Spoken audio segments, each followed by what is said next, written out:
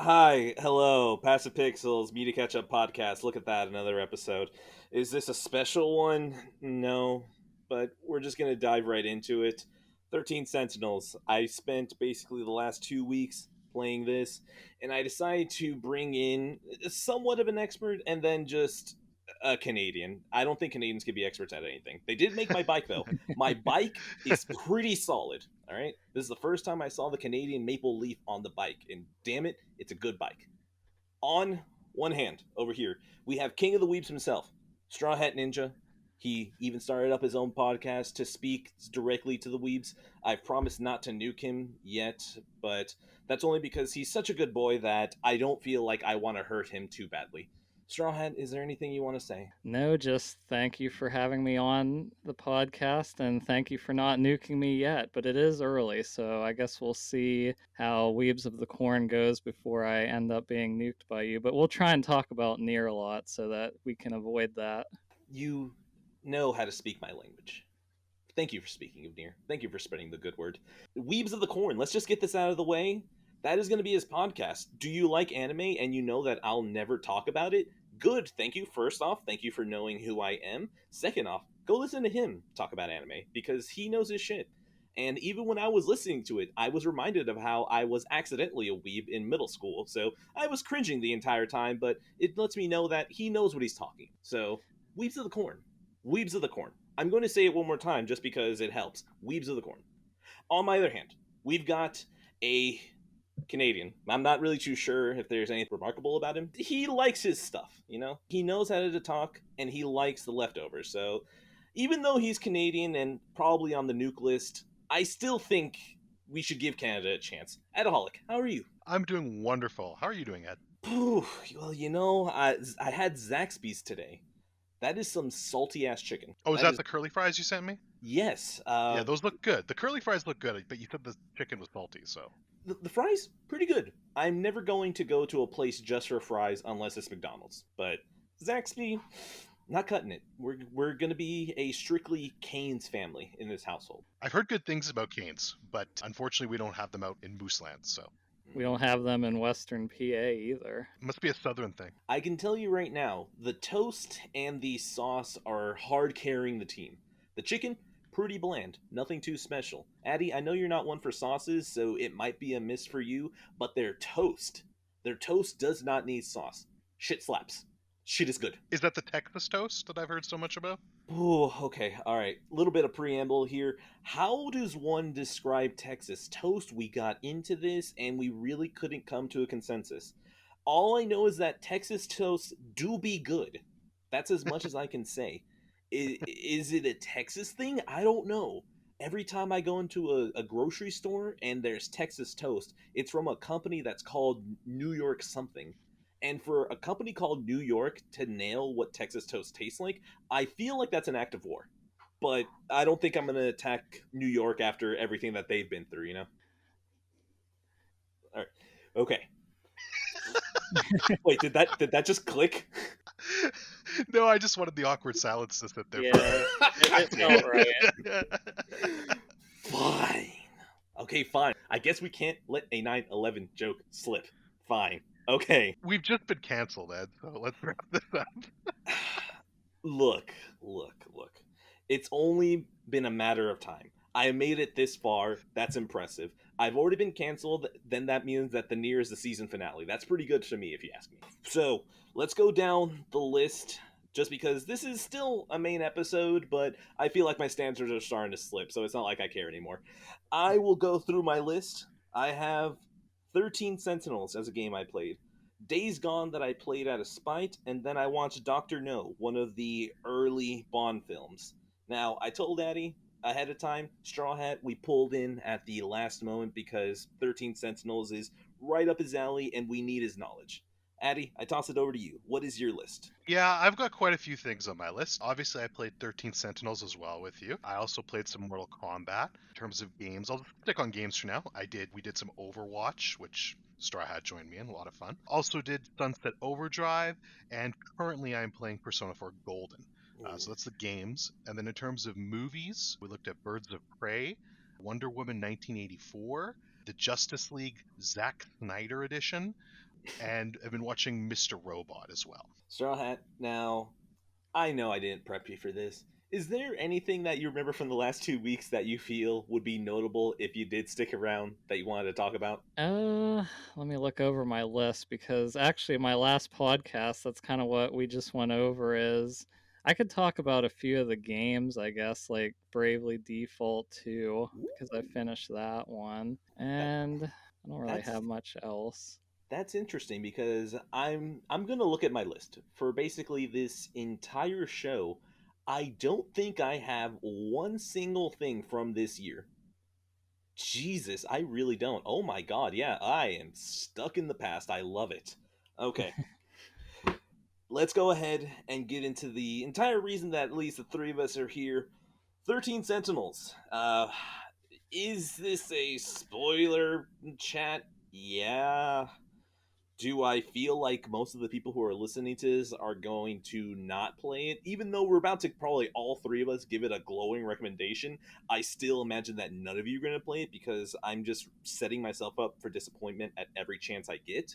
So, am I wrong in saying that we're all positive on this game? Very positive I am. I don't know if I know Addie and I both like to do the scores, so I think I would have gave this a 9, and it was my second favorite game last year, but I wasn't allowed to include Royal on my list, so that's kind of the caveat for that. But it was my number 2 game last year. Persona 5 Royal, if people are wondering. Persona 5 Royal. I think you just got banned from Passive Pixels for giving a score. But beyond that, I actually really like the game too. I don't think I liked it quite as much as you did, or maybe even Ed, but I thought it was a fantastic game. It was really good and really unique too, which you don't see a lot of those types of games in the game industry anymore, so I really enjoyed it. Touching back on the scores thing, I just intentionally told myself to stop paying attention. Once I heard that score popped up, I told myself just go back to your happy place. You hear the waves crashing. For some reason, someone's handing you a modelo. Just don't question it. Right. Did you guys play any other Vanillaware games before this one? If you know any I of them? have not. No, it's funny actually. Before I played 13 Sentinels, I did a little bit of research into Vanillaware, and I was like, why the fuck am I getting recommended this game? I'm not gonna like it because everything else I saw from them, it just did not interest me. This though, I think seems a lot different from the other stuff they do. Oh, definitely. Because I played Dragon's Crown before, which is the famous. I don't know if Kotaku did a piece, Yes, but I remember it. yeah, it was a more hack and slash. But I think this is their best game by far. Just to add clarification, because I know that most people don't know about it, Kotaku, horrific website that just look. Kotaku is such a bad website that Halo Infinite was, I'm putting up quotation marks, was delayed to 2022, and it was just a fake Twitter that made a fake image that looked really official. And the person who made that story didn't even click it to read it. They just went, "Oh, Halo. Oh, it's a paper that people usually post when something's getting delayed. Halo getting delayed to 2022." Like, and then they realized, "Oh wait, it was a joke." And then I don't even think they pulled the story. I think they just wrote, "Hi, I'm an idiot. Please keep clicking to give me ad dollars." Just Yeah. Kotaku's a mess, and they've been downsliding for years.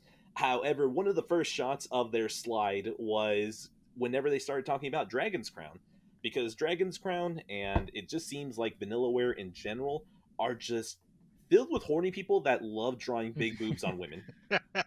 Now, I am not going to judge. Horniness, I'm not here to judge what gets you off. You want to get off to to big titted animated women, go for it. I'm going to judge you, sure, but I'm not going to tell you to stop unless I care about you. Then, that's a different conversation. But let people make what they want to make. If they want to add quadruple H cups to this woman and maybe even use her boobs as a weapon, fine. Go ahead. I don't care. If it does extra damage, I will be using boobs to destroy every single enemy on the field. Every single time. Okay.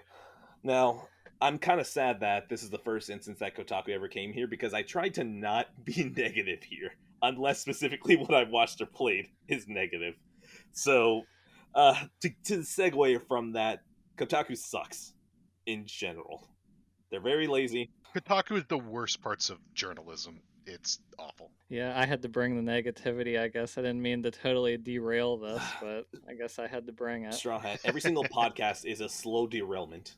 Okay, going back into 13 Sentinels. Even though I said high level already how we feel, oh wait, no, you guys already mentioned it. So I'll go into mine.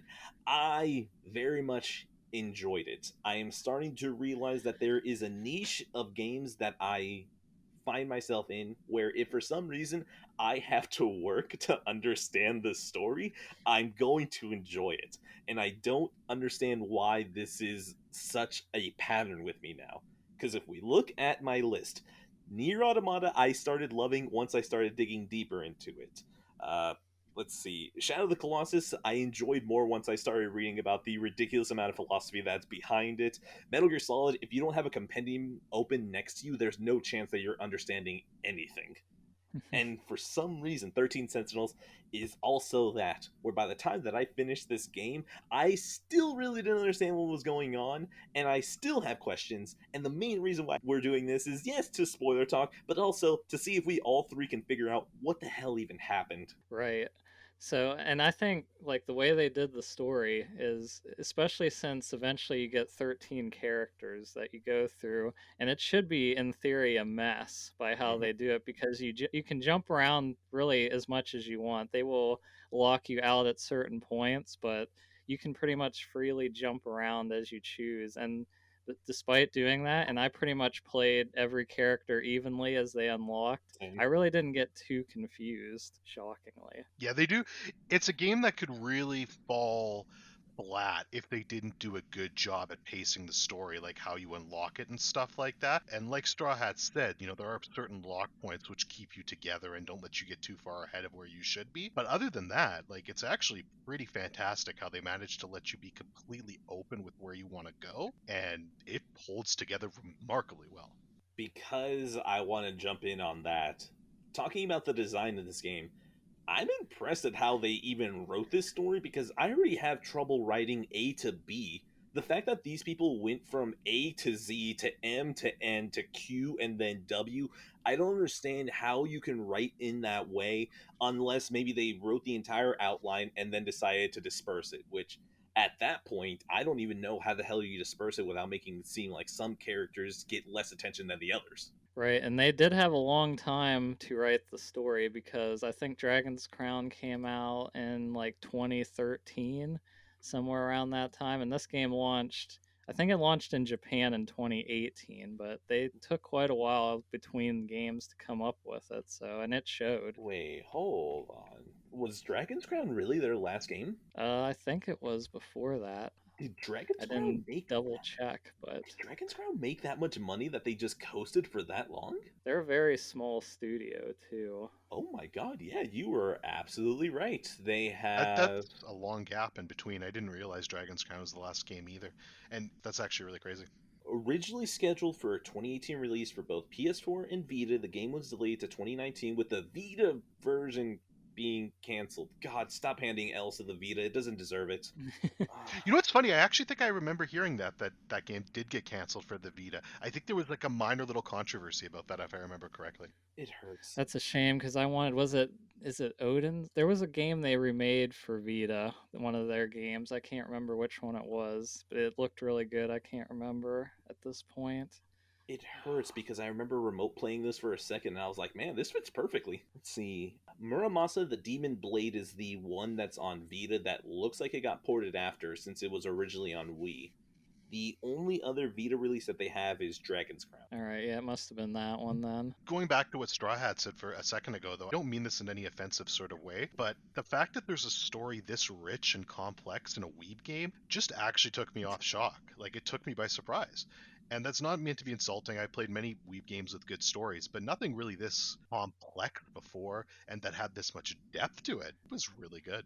If you guys decide to really delve into the visual novels, because that's pretty much what I would categorize this game as, is a visual novel for the most part. Because actually, I'm reading one right now, Umaneko, and that game is really complex too, and also very, very long. So some of the visual novels they write really like to twist you around with the story. No joke, I feel like this game, or this type of game where it's crazy winding like this, I feel like I could use this once every half a decade. If I had a straight streamline of these games, I'd probably be bashing my head into a wall because I'd be using so much brain process for these games that the rest of my life would fall apart. Ooh. Now, is that a little dramatic? Yeah. But, I mean, I'm so used to getting the platinum in a game and then deleting it immediately after. But 13 Sentinels stayed installed for an extra 2 to 3 days because I just kept reading things trying to figure out what the hell is going on. I was going to do the exact same thing, but I uninstalled it because I forgot to. So it's funny. I'm going to just say it now because I realize that we've gotten a little bit of time into this podcast and we haven't even spoiled shit. So you know what? Let's just start weeding people out. Guys, it's not time travel. They're actually teleporting between realms, okay?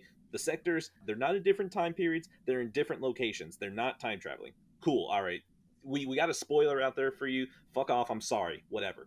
We need to get it out. They try so hard to make you think that it's time travel too, and it's pretty much like a couple hours in, you're like, oh, that's easy. It's time travel, obviously. They try to front load it so much, and then as you keep playing, it's like, oh wait, it isn't time travel. Ooh.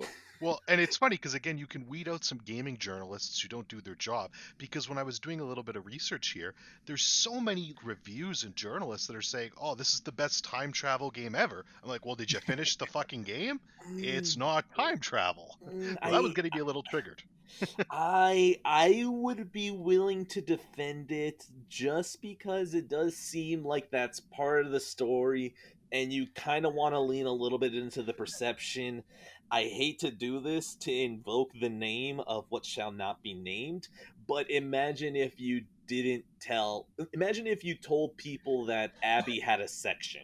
Oh I'm not boy. gonna Nope. say the name. Oh no. We're opening Pandora's box right now. No. Just okay, fine. You know what? How about this? Let's go into my better example. If we're not going to touch that one, imagine if you told people, "Hey, yeah, you're only going to play a snake for 3 hours." It's like, whoa, hold on. Uh, I'm just saying there are certain things in the perception that if you were to say is different, would probably have you not be caught off guard as well as the game should. It's actually a good point. If you tell people it's not a time travel game, you're like, wait a minute. Now, as soon as you see them jumping between time periods, you're like, okay, it's not time travel, it's something else then. So I'm ready to throw journalists down a fucking pit at a moment's notice. I mean, I still totally believe that a whole bunch of people who reviewed Automata got to ending A and were like, yeah, write up the story, put it out. So I'm ready.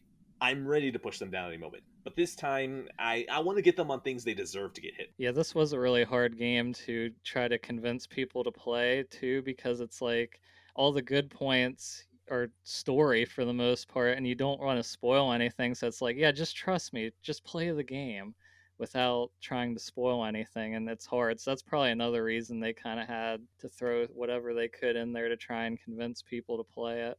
Yeah, well, and not to jump ahead too far, but when you were trying to convince me to play it specifically, you kept having to mention, yeah, the combat's not great, which I know we all have different opinions on. I really did not like the combat in that game, but the story is so good that it overcame that for me. Screw it. Let's jump into that direction. Addie, what was your combat like? It's just not my style of combat. I can understand, like, I'm not the type of person to play podcasts while I'm playing games. And I think if I was, that would be better. Like, I could just throw on a podcast and play this game. I guess if you put on Passive Pixels, that's fine. But any other podcast, no. Please don't. Please, I swear to God, if any of you guys are playing games while listening to my podcast, listen to better podcasts. True. But no. Cool. We're self-deprecating here, I guess. Strawhat, you don't understand, okay? No, look. I don't know if I've said this. Maybe I have in the first episode, but I created this podcast just to make sure that I had a list of stuff that I played throughout the year. Not only that, I did all of this just so I can get good at podcasting, so if for some reason I ever got called upon for a near spoiler cast, I wouldn't be going in cold. Okay? Training. All of this is a meme, basically. I don't take this seriously, and I feel really bad whenever people do, and I'm like, I'm sorry, I don't think I do. I care enough to make sure it doesn't suck, but maybe not more than that. So hey, that's all that counts. Just make sure it doesn't suck too bad. So Yeah, no. I will happily beat down this product. Every single time that someone compliments me, I'm like, I don't know about that one. I don't know about that one. My dad told me it was good, and I was like, cool. Thank God you only heard me talking about Grease and not talking about the time that a lesbian threw down a dildo and it was soaking wet by the time it hit the floor. So thank you to miss that one. That's another story for another time. Okay, back to 13 Sentinels. So combat. Was there anything else that you wanted to say, Eddie? No, just it wasn't for me. I understand why people might be able to grind through it and get enjoyment out of it, but every time I was there, I was just like, okay, let's do my homework so I can get to the good stuff, which was basically the story. Strawhat, how was the combat for you? So when I first started the combat, you run through those tutorial sections where you have to do certain stuff, and I really wasn't liking it. I don't think the tutorials actually do too great a job. Like they do show you what to do, but it's so scripted for the most part, you really don't get to experiment too much. But once everything opened up, I really started to enjoy it. The only thing is the combat is pretty broken, especially if you get to know, I believe it's the second generation mechs Mm. that get the turrets that you can just wreck everything with those turrets for the most part. For me, now my opinion on the combat, I actually liked it way more than I should have.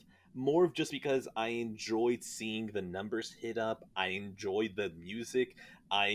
There is something about it that even though it's just so completely detached from everything else, I still enjoyed it. I don't even think it's good. I think it just hits the right things to make you think you're actually doing something. When at the end of the day, I was playing on easy. I was doing nothing. I didn't get any damage on my characters at all. I'm pretty sure if you counted up all the damage I took for every single character throughout the entire game, it wouldn't even kill one of my people. That's how little of risk was involved in this game. But I still really enjoyed it. I enjoyed everything about it that said, hey, you're doing stuff. And my only complaint about the combat is that I was annoyed that it felt like it was going to slowly give you out story also through the gameplay, but all that ended up happening is that it seemed like every time a character talked, it was gameplay related, and there was maybe one or two crumbs of story in the gameplay segments that I was like, you could have baked this in a little. If you were smart enough to kind of level gate the characters, you could have probably level gated the combat too and actually had stories in there. Yeah, I think they mainly wanted to use the conversations during battle for the typical anime character banter between all the characters. Like, you just get the one liners and the interaction, because in the actual story itself, you don't get so many characters at once interacting with each other. Because I know a lot of people who like that part did talk about just they just enjoyed the characters interacting with each other. Because, like you said, they really don't say anything too meaningful at the time until near the end. Yeah, I actually agree. That funny enough, that was my favorite part. Was right when you finish the combat or right before when you had the little interactions with each other. I do wish there was a little bit more of story crumbs in there as well, but I actually looked forward to those because it was cool to see them all actually interact with each other inside their mech while we were trying to figure out what was going on. You're not wrong. I didn't actually think about the interactions. Those were good, but I still kind of wish that throughout the interactions, uh, we're learning about the characters in the actual story, so I feel like I got a feel of who they are. I don't have to imagine, how they interact with each other because we still get that. But I'm still kind of sad that their interactions didn't kind of move the plot along either. The only sections I can think of was probably Okino popping up, and then whenever the other Tomi Kisaragi shows up and starts singing. Those are probably the only things I can think of that happen story wise through the gameplay. Well, I guess I'm willing to count the ending too, where it's just a wave after wave, because you know what, that story in gameplay, I'll allow that, but everything else kind of seemed like just the empty banter. Good banter, but ultimately empty. All right, so that's the combat at least. When it comes to the story itself, I brought over the PS4. I have the event archive open. The first entry here is a long distance transmission between Keitaro and Natsuno. Apparently, this happened in 2187, which, since we're already in spoilers, the game technically starts in 2187, and everything that you play throughout the game is almost 20 million years after that. Yeah, I had to read up on that one to find that. I do want to ask both of you. Let's go ahead to Straw Hat first.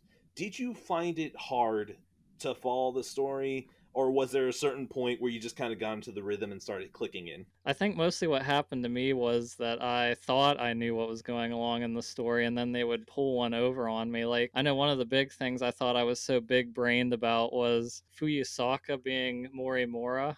Like, I thought they were the same person, which it turns out she's trying to pretty much integrate her consciousness into Fuyusaka, but they aren't the same one. Like, because I was going for the whole time travel angle, and I thought, oh, I figured this out before they even said anything. Well, I was dead wrong. You So, weren't.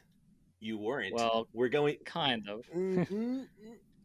I'll come back to that, but I will pose the same question to Addie. How was your path through the game? Was it mostly questions? What was your rhythm as you went through it? Basically, what Straw Hat said. There was just times where it was like, oh, okay, I know what's going on. And then they'd introduce something else and it'd be like, well, I have no fucking idea. But by the time I got to the end of the game, obviously I didn't read through all the event archives, so I'm sure there's a lot of stuff you're going to talk about in a bit that I'm going to have no idea. But the actual core of the story, like the really important beats, what happens at the end, I think they do a really good job of kind of summing that all up and giving you kind of a clear picture of what happened and why it happened. Rotating back to Iori Fuyusaka and Chihiro Morimura, they are the same person. It's like Tetsuya Ida and Shu Amaguchi. They Right. are the same person, just from different loops. Just imagine if you were born again and then tossed into a different family. That's Iori to Chihiro. So Iori got tossed into, Fuyusaka family, and then Chihiro is a person from a previous loop, and she was basically trying to get her memories into a new body, so then Iori herself would then become just another Chihiro. Right, because she actually had feelings for Jiro Izumi, and then the current Fuyusaka has feelings for Sekigahara, of course, so that seemed like they were kind of battling with that throughout the game, too. It wasn't until I read the event archive that apparently every single Iori that we run into is not the same one, and neither is Juro. Let me go ahead and scroll down further on this PS4. There is the earliest memory that happens in the sectors is from 2 loops ago. So from 2 loops before the actual game that we play from that story moving on, there is a dream that Iori has where she is in the UFO, and it's her and Juro down there and Okino. So apparently we have a Chihiro and a Juro that have gone through 2 full loops of the resets. Now, I did not pick up on that at all. I was under the impression that those memories were things they had already done, not that it was completely different people. Right, yeah, and it's been a while because I played it back when it first released, but I do remember now that you were saying that. Addie, did you know that? No, I didn't know that specifically, but from what my understanding interpretation was, is every loop is basically a different version of themselves, correct? We have the originals who lived in 2188. Those were the originals. They sent DNA to these different sectors, and I assume from there they have clones that are based off of them that keep getting made. They keep fighting these kaiju. They die, and then it reboots because of Universal Control. Universal Control goes, wait a minute, that's not how you play the game, reboots it, and then brings everyone back. When they bring everyone back, it's not the same version of themselves, correct? Or is it? It's possible that they can. There are 5 sectors, and each sector is a different time period. And then there's Sector Zero, and Sector Zero is basically base, where if you're touching base, you don't get reset. So that's how Juro Izumi 426, because you have to specify which fucking Juro you're talking about. Juro Yeah. 426 is able to jump through loops because at some point he goes through Sector 0, he's completely safe, and then at some point he jumps back into one of the sectors. That's pretty much what Ida's whole point was, is he basically wanted to keep doing the loops. And that's when he came into conflict with Morimura, because eventually they kind of figured out, hey, this isn't going to work forever. And then that's where like the major conflict with Ida, because Ida was pretty much, I would say, the villain that was supposed to be portrayed. But was he really a villain? I don't know. I would consider him a villain just because he's that stereotypical character that's like, oh, I misunderstood. I fell in love with a woman, and I'm going to now destroy everyone around me. But I cared about someone. Look, man, you had a lot of collateral damage if you had succeeded. I wouldn't count you as a misunderstood villain. You were a villain, even if you didn't know what you were doing. Yeah, he just needed the mustache to twirl as well. I thought he was. Yeah. I thought it was pretty clear. One thing that, since I'm scrolling through as well, I'm pretty sure this microphone is good, so I'm pretty sure the clicking is coming through. Whether if you guys can hear it, no, but I know for sure in the recording it will. Did you guys know that Shinonome was the one that screwed up everything? I didn't remember that, actually. I can't remember if I did at the time, but I do remember you now that you say that because she's the one who plays it from her future self, telling herself that, right? Isn't that when she admits that? Before I go there, Addie, did you remember that? No, I had no idea. All right, I'm going to go ahead and just read it off because I feel like I could explain it, but I'll screw it up. So, Ryoko Shinonome, 2188. In footage from 2188, Ryoko Shinonome is brokenhearted after realizing that Tetsuya Ida has been using her from the very beginning. She loses all hope for humanity and alters Project Art so that the heavy machinery that is supposed to terraform will purge humans from all sectors. Her goal was to trigger a reset every time the project reaches its final process, causing all sectors to fall into a never-ending loop.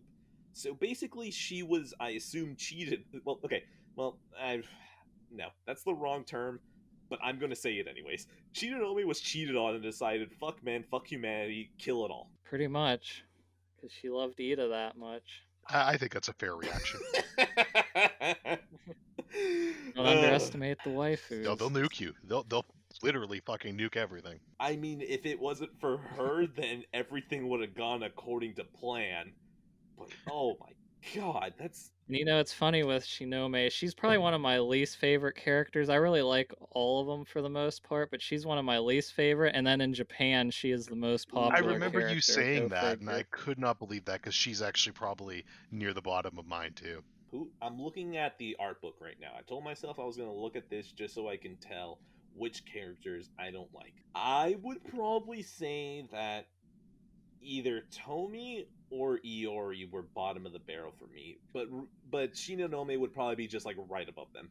Oh, that's painful, because Tomi's like one of my Tomi favorites. is middle of the pack for me. I'm gonna butcher these names, by the way. I apologize. Hell but yeah. Minami. No, don't you. She's the best. Oh, okay. And I was gonna say if she was She's on your great. negative list, I was about to just peace out of this podcast right now. I would peace out if someone said Natsuno was the worst, okay?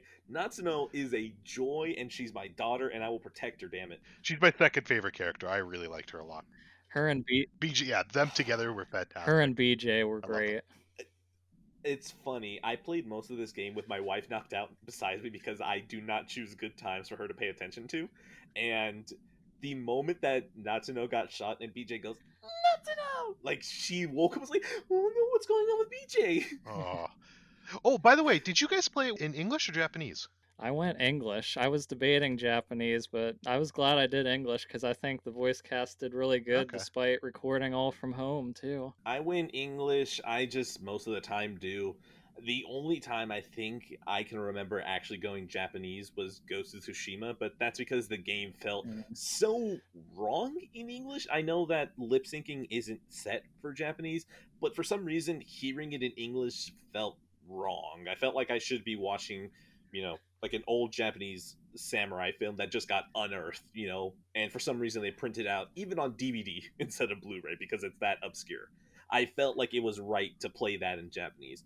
This one, I mean, I don't mind playing it in English. I don't feel like anything's really lost. Yeah, I wish I had like a more Yeah. consistent thing, but for me, it's like I put a game in, I'm like, okay, does this feel really Japanese to me? I'm playing it in Japanese. I really don't have anything more than that. Ghost of Tsushima, I played in English, but I played this entirely in Japanese, so I don't know. I jump around like crazy. I played Ghosts in Japanese. It's pretty much just whatever my mood is. Even Danganronpa I played entirely in Japanese because I started watching the anime first, but then I've also played it in English as well, so it just depends on my mood and what I feel like doing at the I didn't even know time. there were options for Danganronpa. I did Danganronpa in English. Straw Hat, considering that you are King Weeb, you're probably the only Weeb that will ever sneak on here. Uh, what is your okay? So I'm not going to ask the age-old question, subs versus dubs. I'm not going to ask that. I'm going to ask early on before you were in one camp firmly, one over the other. Was there something that you used to decide your preference, or I think it just became sort of natural because what would happen is I did, of course, start watching anime in English on TV and stuff. But what would happen is I would go online and a lot of the episodes weren't out yet or weren't dubbed yet. So then I would start watching in Japanese. And then, like, for anime like One Piece and stuff that were way further ahead, I just got used to watching in Japanese, and then since then I still watch some of them in English. Like I said, just depends on my mood. Like Dragon Ball, of course I would, but most of the time I do watch sub just because that's what I'm used to, and they're always the first ones out too. do you think it's more of a question of will I have to wait over everything else? Probably somewhat.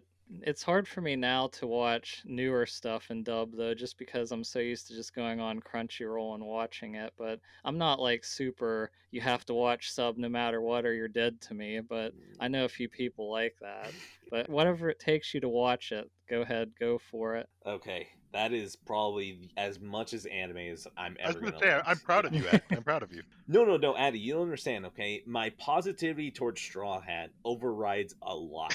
Okay, no matter how much I hate anime down to my very core, I like Straw Hat just an inch more.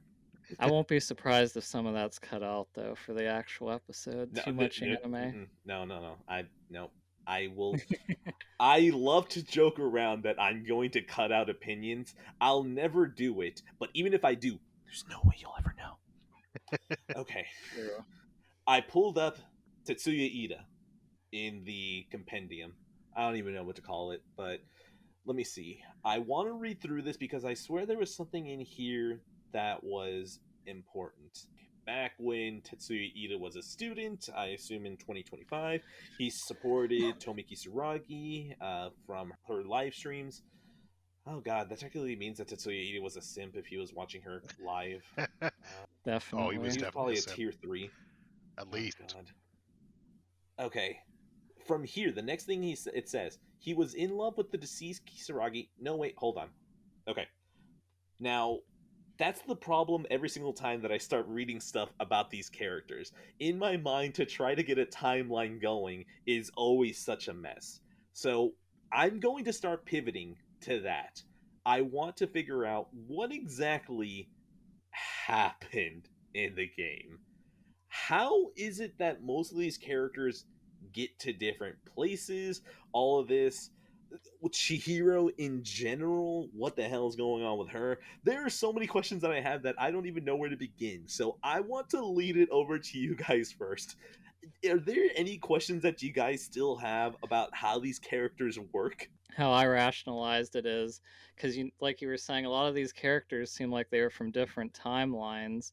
Like in one of the flashbacks, you kind of see Natsuhi that Yuki is her mother. It seems like, which kind of threw everybody off, or at least it threw me off. Mm-hmm.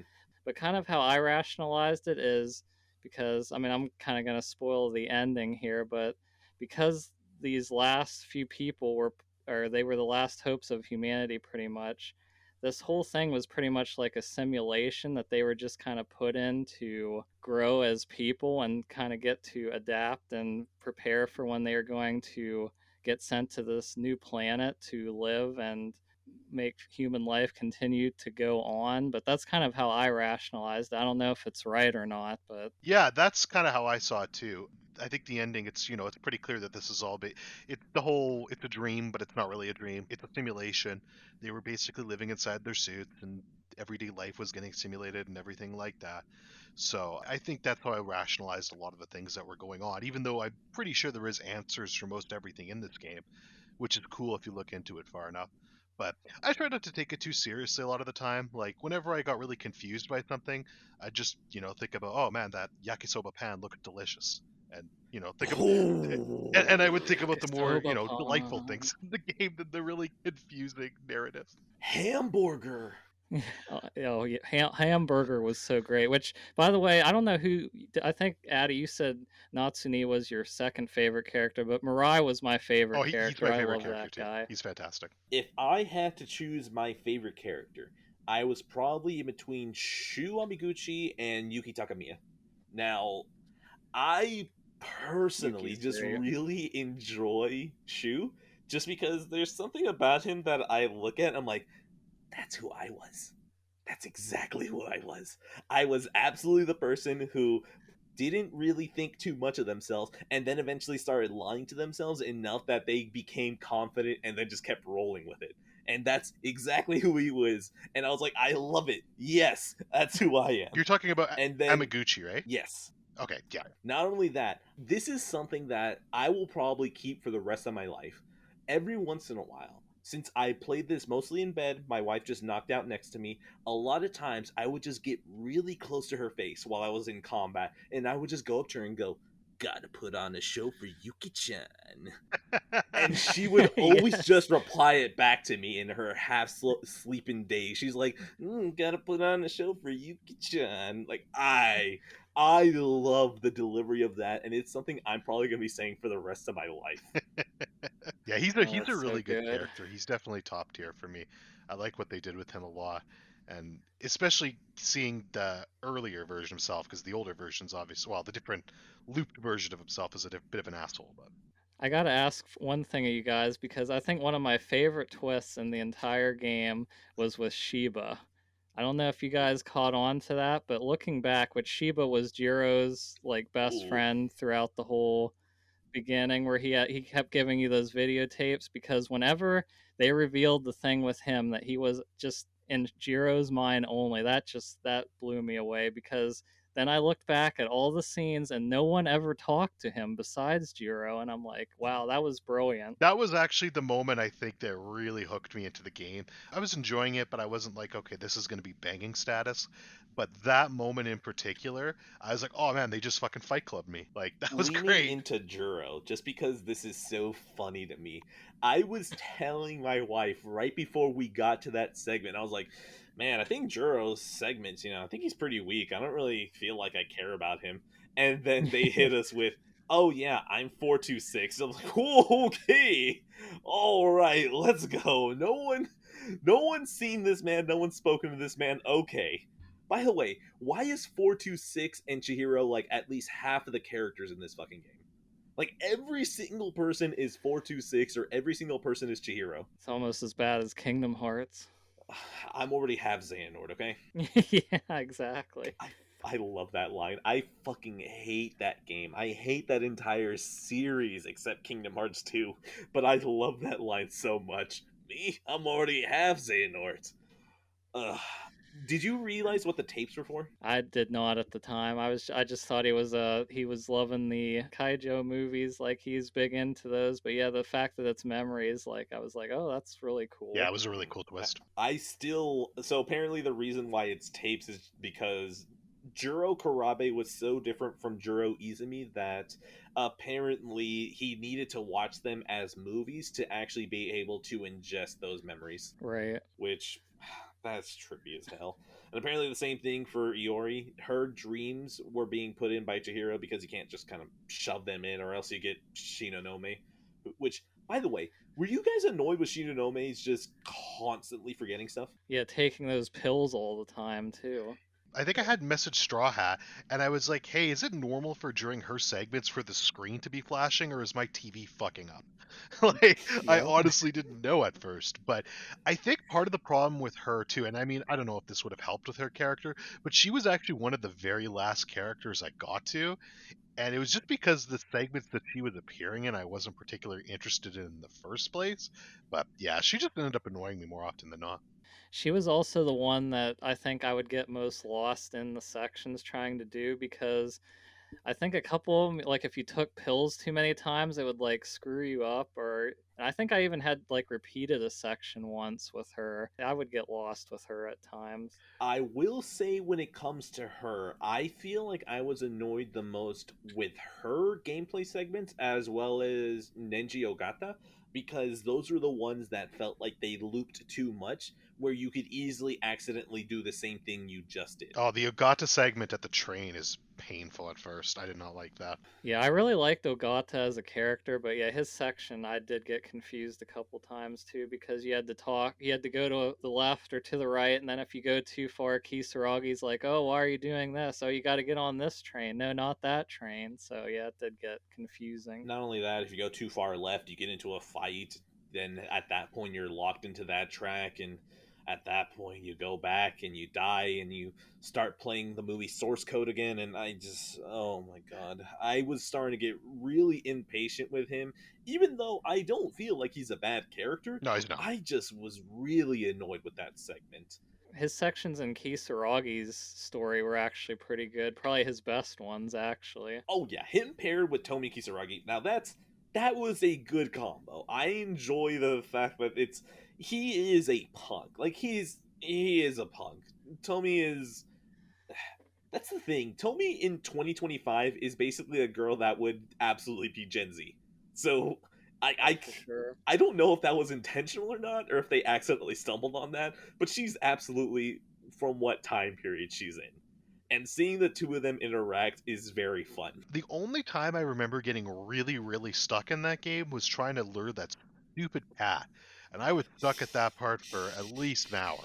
But other than that, I was pretty usually consistent getting good through the game. I really gotta say too, with Kisaragi and Ogata, I really liked at the end where, because he tells her, "Oh, you had such a dog face when you were younger," and then she made fun of his hair at the beginning when they first met. So yeah, I love those two. That's why they're two of my favorite characters.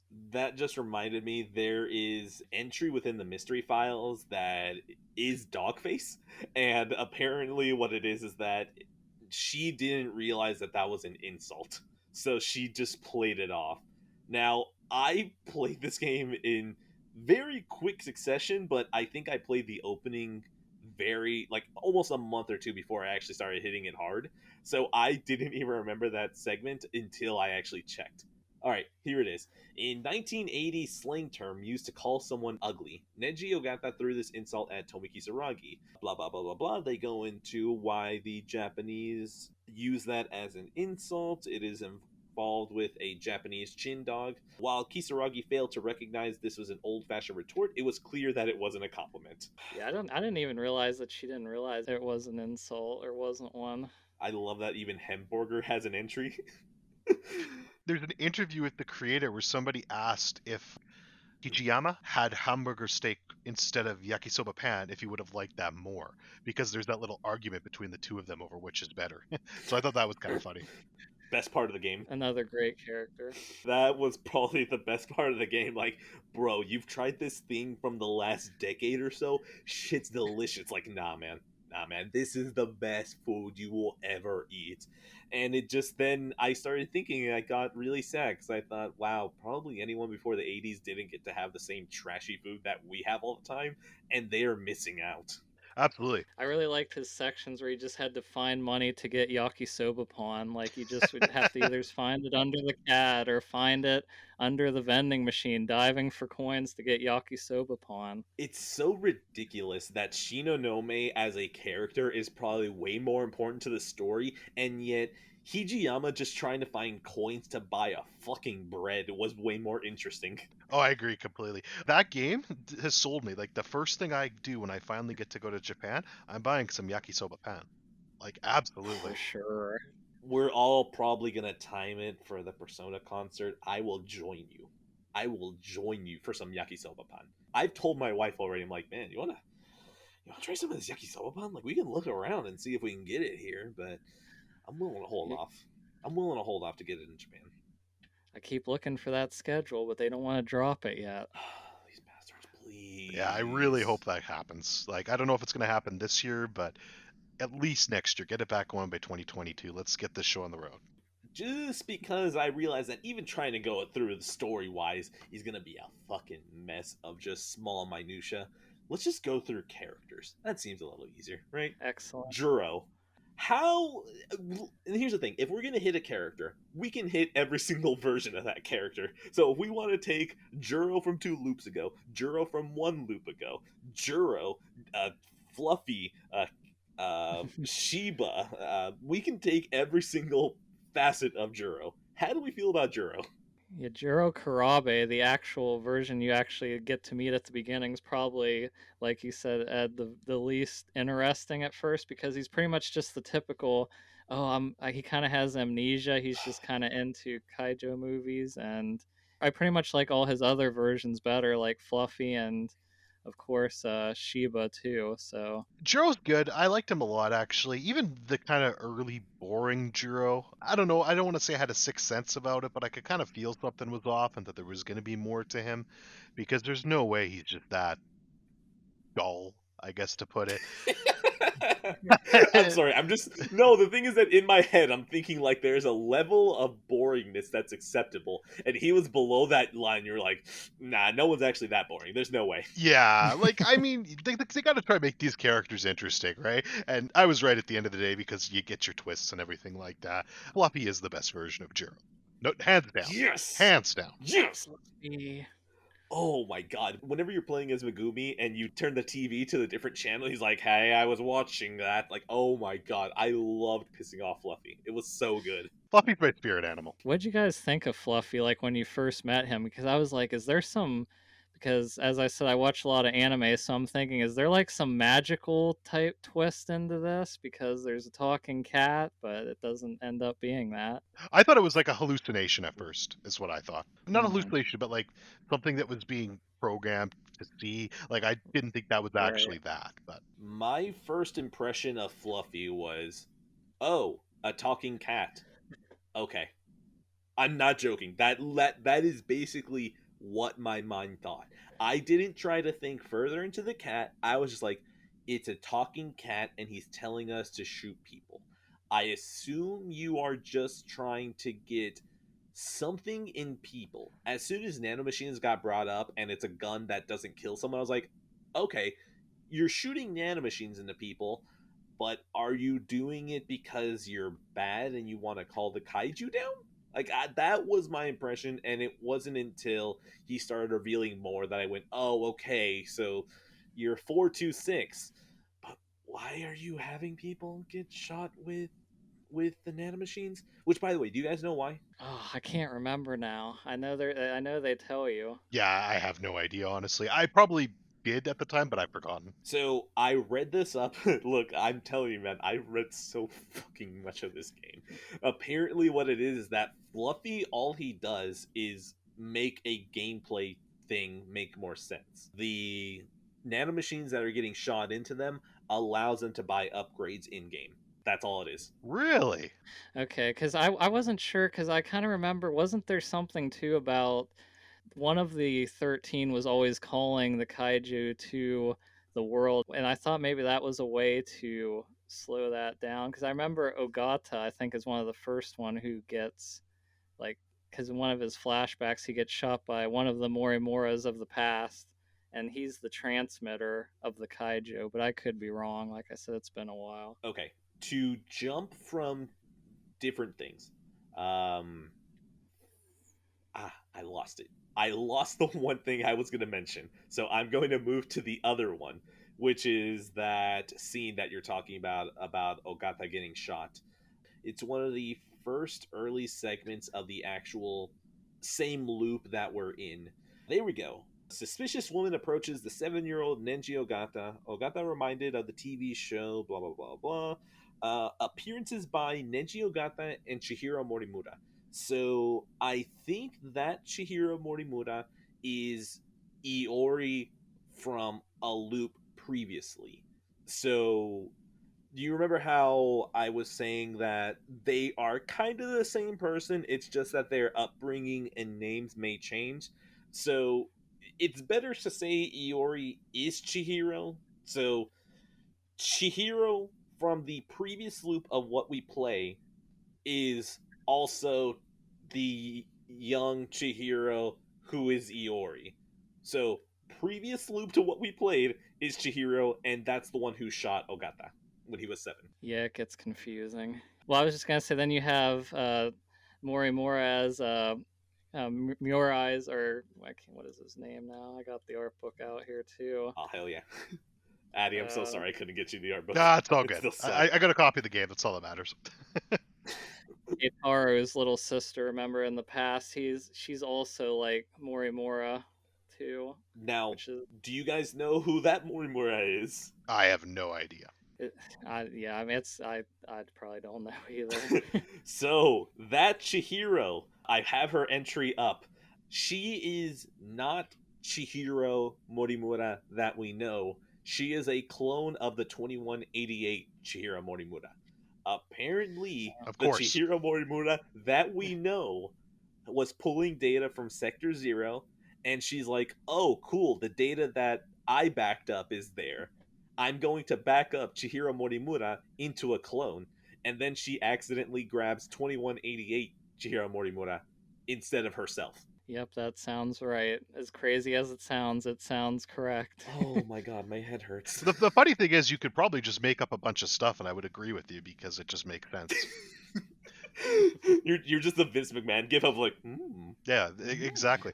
I totally agree. By the way, have we talked about, in terms of characters that aren't actually playable, how much I enjoyed Okino? Have we spoken about Okino yet? Did I miss it? I don't think we have, but I really liked Okino. I thought he was a fantastic character. Love to troll. I always like those characters. Yeah, he was a total troll. He spoke to my heart. I really enjoyed Okino just because he felt like he was just so done with everything. Like he was like, look, I understand that it's the fate of the world, but can you just shut up for like half a second? Yeah, and he's like, let me play with Hijiyama's heart because he dresses as a girl for a while, and then he's like, oh, you really like this? You like when I wear a dress, don't you? Oh my god. Yeah, Hijiyama. the relationship between those two is probably my favorite part of the game. Honestly, I loved it. It's hilarious to me that 45 Hijiyama is like, shit, am I gay? I have no idea. Oh my god. And then you look at 2188 Hijiyama, he's like, yeah, this is my husband. I don't, what, you gonna fucking say anything to me? We're in space, I don't care. Like, it's so hilarious how base 2188 is about being gay. It's comedic when you compare it to the Hijiyama of 45. Yeah, he's like the male tsundere type, like he won't admit his feelings. Look, I want to ask you what it is. I feel like I could also open up an incognito tab, but I think I'm just going to let that one slip because I don't need to learn more weeb terms than I already know. I'm surprised you've never heard that one, Ed. The weebs will know. Oh, I knew. So what does that say about me? Fantastic.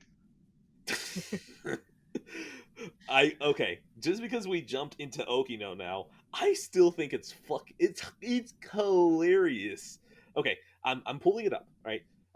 The Tsukasa Okino. Oh, hold on. Just because this was funny, something that my wife and I noticed. So, of course, we both speak Spanish. Tsukasa in Spanish is your house. So, su casa, Yes. it means your house. So, we did laugh for a little bit when we were like, wait a minute, Tsukasa, your house? This dude's named after my fucking house. So, moving on from that, the entry. The Tsukasa Okino of 2188 was in a romantic relationship with Takatoshi Hijiyama. As a result of the shootout in Sector 4, he was shot and killed by Jiro Izumi of that time period. He is the genius engineer who created Universal Control. However, he tended to cut corners in coding, which explains why he borrowed a portion of its environmental code from the classic video game Mighty Kaiju Daimos. I think it's fucking hilarious that this dude is in charge of setting up humanity's eventual survival, and this man went, I still have Sims installed on the computer. I think I'm gonna cheat and just steal some of the code from here and put it into saving humanity. It's exactly what I would do. I think that's why he spoke to me so well. It matches his character perfectly too because he's so deadpan about most things. Like, oh, the world's in trouble. I'm gonna die. Well, oh well. I love it so much because it just sounds so fucking ridiculous. Like, I can't imagine taking any single project and then looking through my games and going like, all right, I need to set up this server for someone. I think I'm going to pull some of the code from Red Dead 2 to help me set up this array. Like, I know that Mighty Kaiju Daimos, at least the game in game is supposedly like a very developed sim. Like, I get it. The entire reason as well is that apparently Mighty Kaiju Daimos, when it came out, apparently was very groundbreaking in the AI segment. Not only that, apparently the game itself, in the game, was used for the AI generation of everyone that they knew in the sectors. Yeah, it's crazy. Every single time I talk about this game, I just feel like I slowly understand and then I see something and it completely throws me off. And I feel like that was one of them. Oh, I was just going to say quickly to anyone who's still listening and has no plans to play this game, shout out to you. If you were still listening to this, I can't understand how you're still listening to this. This is all for me more than anything else. This isn't even for you guys anymore. It's fascinating to look back whenever our ramblings about this game in like 3 years, whenever maybe we have an even more understanding. That's when 14 I Sentinels is coming out. Oh my Yeah. god. Okay, here it is. I found it. The objective of the game is to survive the disaster caused by the mighty kaiju Daimos. Players become residents of the major city 5 days before the kaiju appear and get to experience the fated day of their invasion in this simulation survival game. From an old woman who runs a cigar shop to a young man who seeks to avenge his parents, 10 million independent NPCs lead their lives in a digital metropolis that's 30 kilometers long. Even experts were astounded by the elaborate constructed AI, which their behavior was indistinguishable from real humans. Hearing all. Oh, hold on. I want to say this line too. Apparently, Mighty Kaiju Daimos was developed in the year 2154, and it was developed by Vanillaware. So I guess Vanillaware is going to survive for another 100 years. Good for them. Excellent. I still think it's hilarious reading this because then you just realize how little Okino even did. He was like, 30 kilometers? Yeah, we're not going to change that value. Um, AI that is supposed to mimic real people? Yeah, good enough. Just keep that in.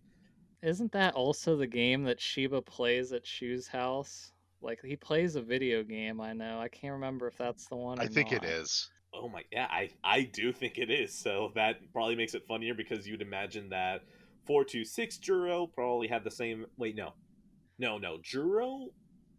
I don't think any line of the Juro actually remembered original 2188 Juro. You got me. Man, you see, even with how much I read about this fucking game, I still don't remember most of the stuff. All right, so Fluffy, absolutely best Juro. Probably low tier Juro is probably Karabe.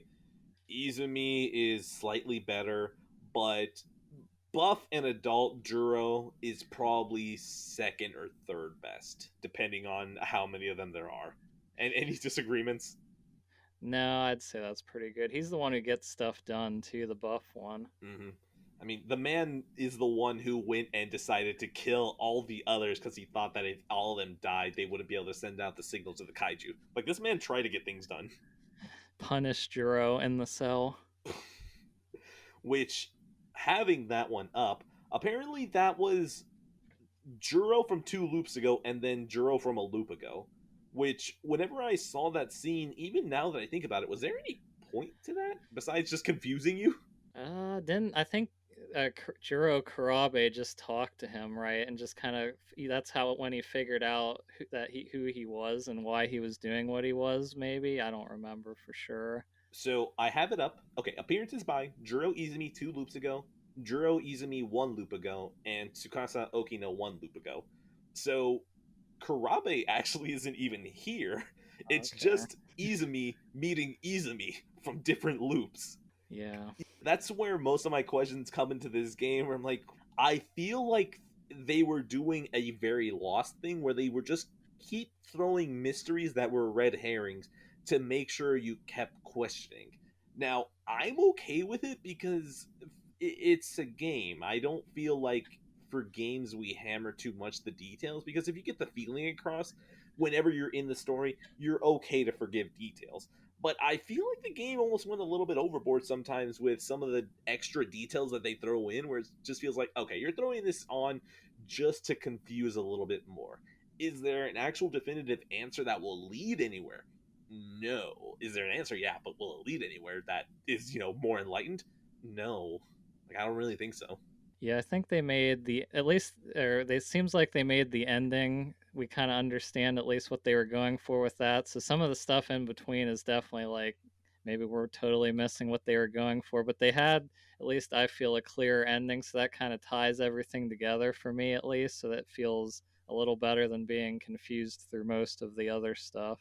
Yeah, if you nail the ending, I can forgive a lot, and I think the ending tied everything together for me. And just to circle back for half a second, but your Mhm. comparison to Lost, Ed, was bang on. Like, I really did feel a lot of Lost elements in this game, and just kind of how they were setting up the characters and the mysteries of everything. And this even had a Mhm. more satisfied ending than Lost for me, too. So I think it's a good comparison. I think I'll agree. I don't know. I don't feel like I want to get into Lost. I will watch it eventually, and it'll probably get brought back up, but I don't want to get in there just yet. Just because we did mention the ending, now I feel like that is one spot I want to go to. So, the sectors, did those exist physically? Uh, I kind of thought it was more of a Yeah, simulation, that's what but I thought, like too. Because I feel like, okay, if it was a simulation, are they just gelatin inside pods, or are they consistently cryogenically frozen to be young? Because then at some point they mentioned that, oh, whenever you become of age, you'll have a 2-year training program to be 20. And I'm like, wait a minute, does that mean that they've been 18, growing up 18 this entire time? But then apparently it's been 20 million years since they got launched out. Like, oh my god. so I kind of thought basically from because I correct me if I'm wrong, but I think at the end of everything, when the Earth was pretty much destroyed and everything, the last survivors were on the space station, right? That Mhm. they had at the end. Yeah. So, and then after that, I just thought that they took some of the last remaining humans. I don't know how old they were at the time, but they weren't corrupted by whatever was taking over and or killing everybody. And they were aging in the pods as they were flying to the next destination, is what I thought. How I understand the history before the characters that we deal with, Morimura was selling nanomachines on the black market, and something done with this decimated humanity. The Hmm. 15 people that are on the space station in 2188 are the 15 characters that we know are actually real in the simulation. I'm putting quotation marks because, okay, simulation is in not a real world, but is it actually a physical world? I don't know. But basically, those 15 characters that existed, they sent out their DNA to just wander through space. But the thing from there is that they say that DNA pod has been traveling for over 20 million years. Yeah, I didn't realize that. So, Okay, the final file here, the truth as the mystery file. The place they reside on now is planet RS-13 Alpha, 1,200 light years away from Earth, following the Virgo constellation. It has been 20 million years since the probes departed Earth. When the terraforming of the new planet was finished, the cloning process for the DNA of the 15 began in the facility area. So, does that mean that, like, that's the thing. I'm trying to imagine that, were they just literally gelatin in a procedural world, and then once they actually escaped, that's when they became physical humans? Yeah, that's a good question. I never thought of their exact state. I was thinking more of like a cryogenically frozen type of thing, but it sounds like they were definitely in there for a long time.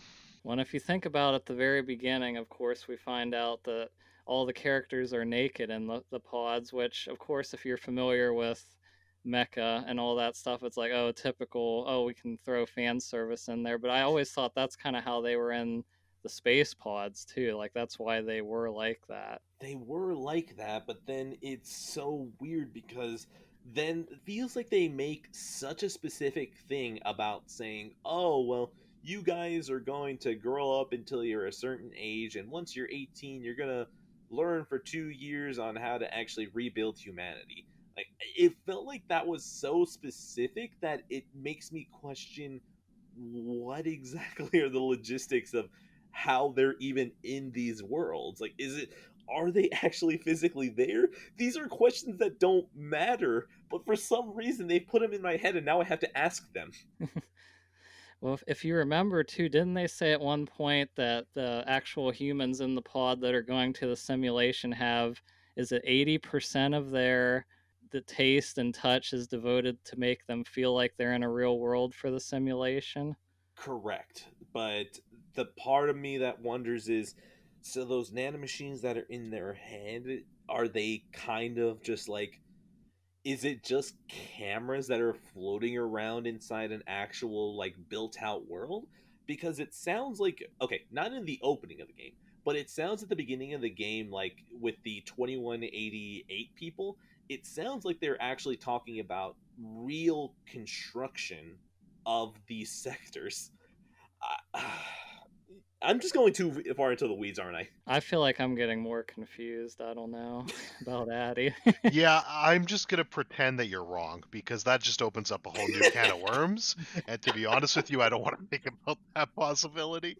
This is gonna make me go do more research after we're It, done that's here and be like, all that's right. the problem. I don't want to do that. And I don't want to reinstall it just to go through the fucking files.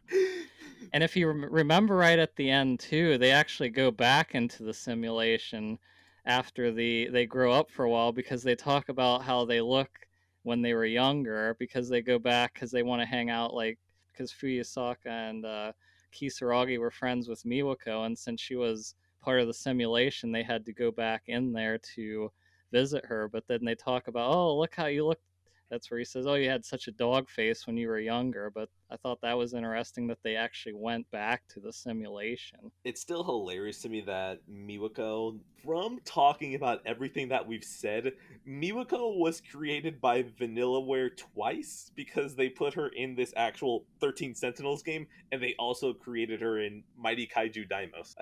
There's something about them making the game that made the AI, but also making the AI. Oh my god. Okay, I'm losing. Okay, I gotta stop.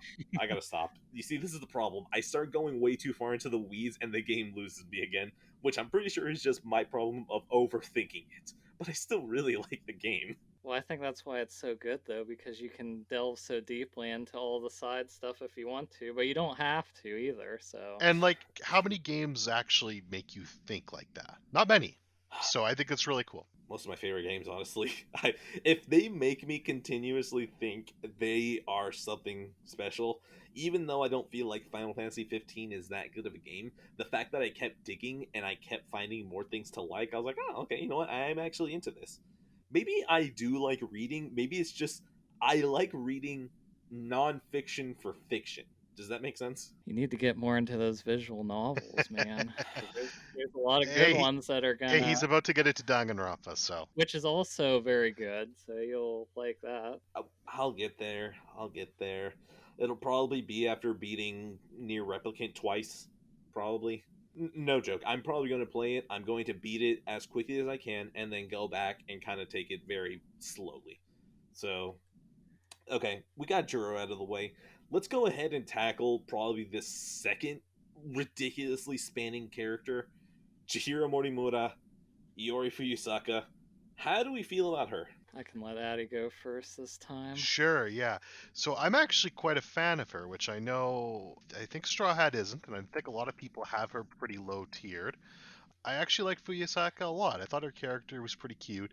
The whole constantly sleeping thing I thought was a good little angle to it.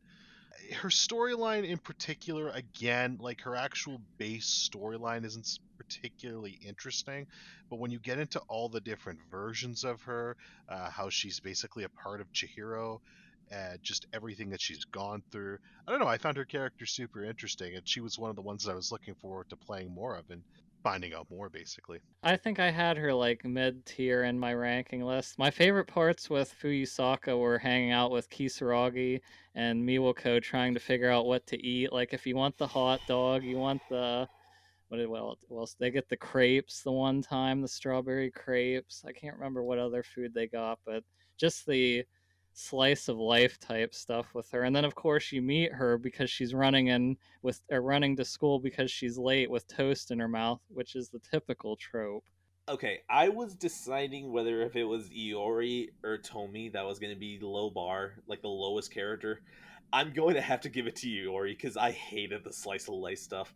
I hated it so much because I was like, oh my god, this game is teenagers in mechas and there's time travel, but I don't know that at the point that it's not real. There's so many other things that are going on, and Iori's over here like, oh my god, Miwako wants a boy. There's a cat over here. Let's get food. I really wanted to wear a noose necklace playing as her. I was like, oh my god, get with the story. And it doesn't help that when you find out she's Chihiro, you're like, wait a minute, Chihiro's actually interesting. How is this the same person?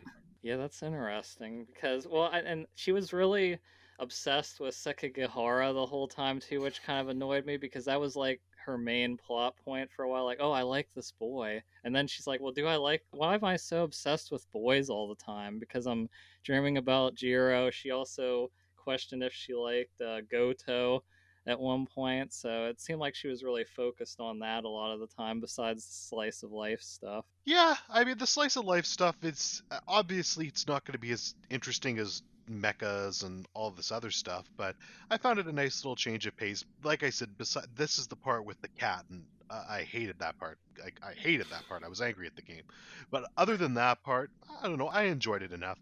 I don't know. It kind of reminded me of Persona in a way, just the kind of casual friends hanging out, a little bit of a break from all the craziness going on. But I could see why it wasn't for everyone. The boy craziness for her, I think, is also what drove me insane because I kept thinking, you are Chihiro Morimura.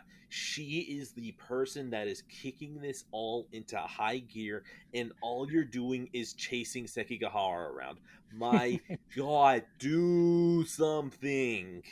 I the entire game she just spends trying to figure out how to get into Sekigahara's pants, and it just drove me insane because we have Chihiro on the other side and she's doing everything. Okay, I pulled up her mystery file, okay? First they give her the regular bio. Oh, Iori's this. She's very good at school, but also bad at some of these subjects. These are her friends. And then from here, the rest of all of her stuff is just stuff that Chihiro did and not her. Fuyusaka is able to unlock the gate. She holds on to Sekigahara as he takes her home on her motorcycle. She is from Sector 1. All of her data is pointless because there's a Chihiro entry. And the more I talk about her, the more negative I'm getting.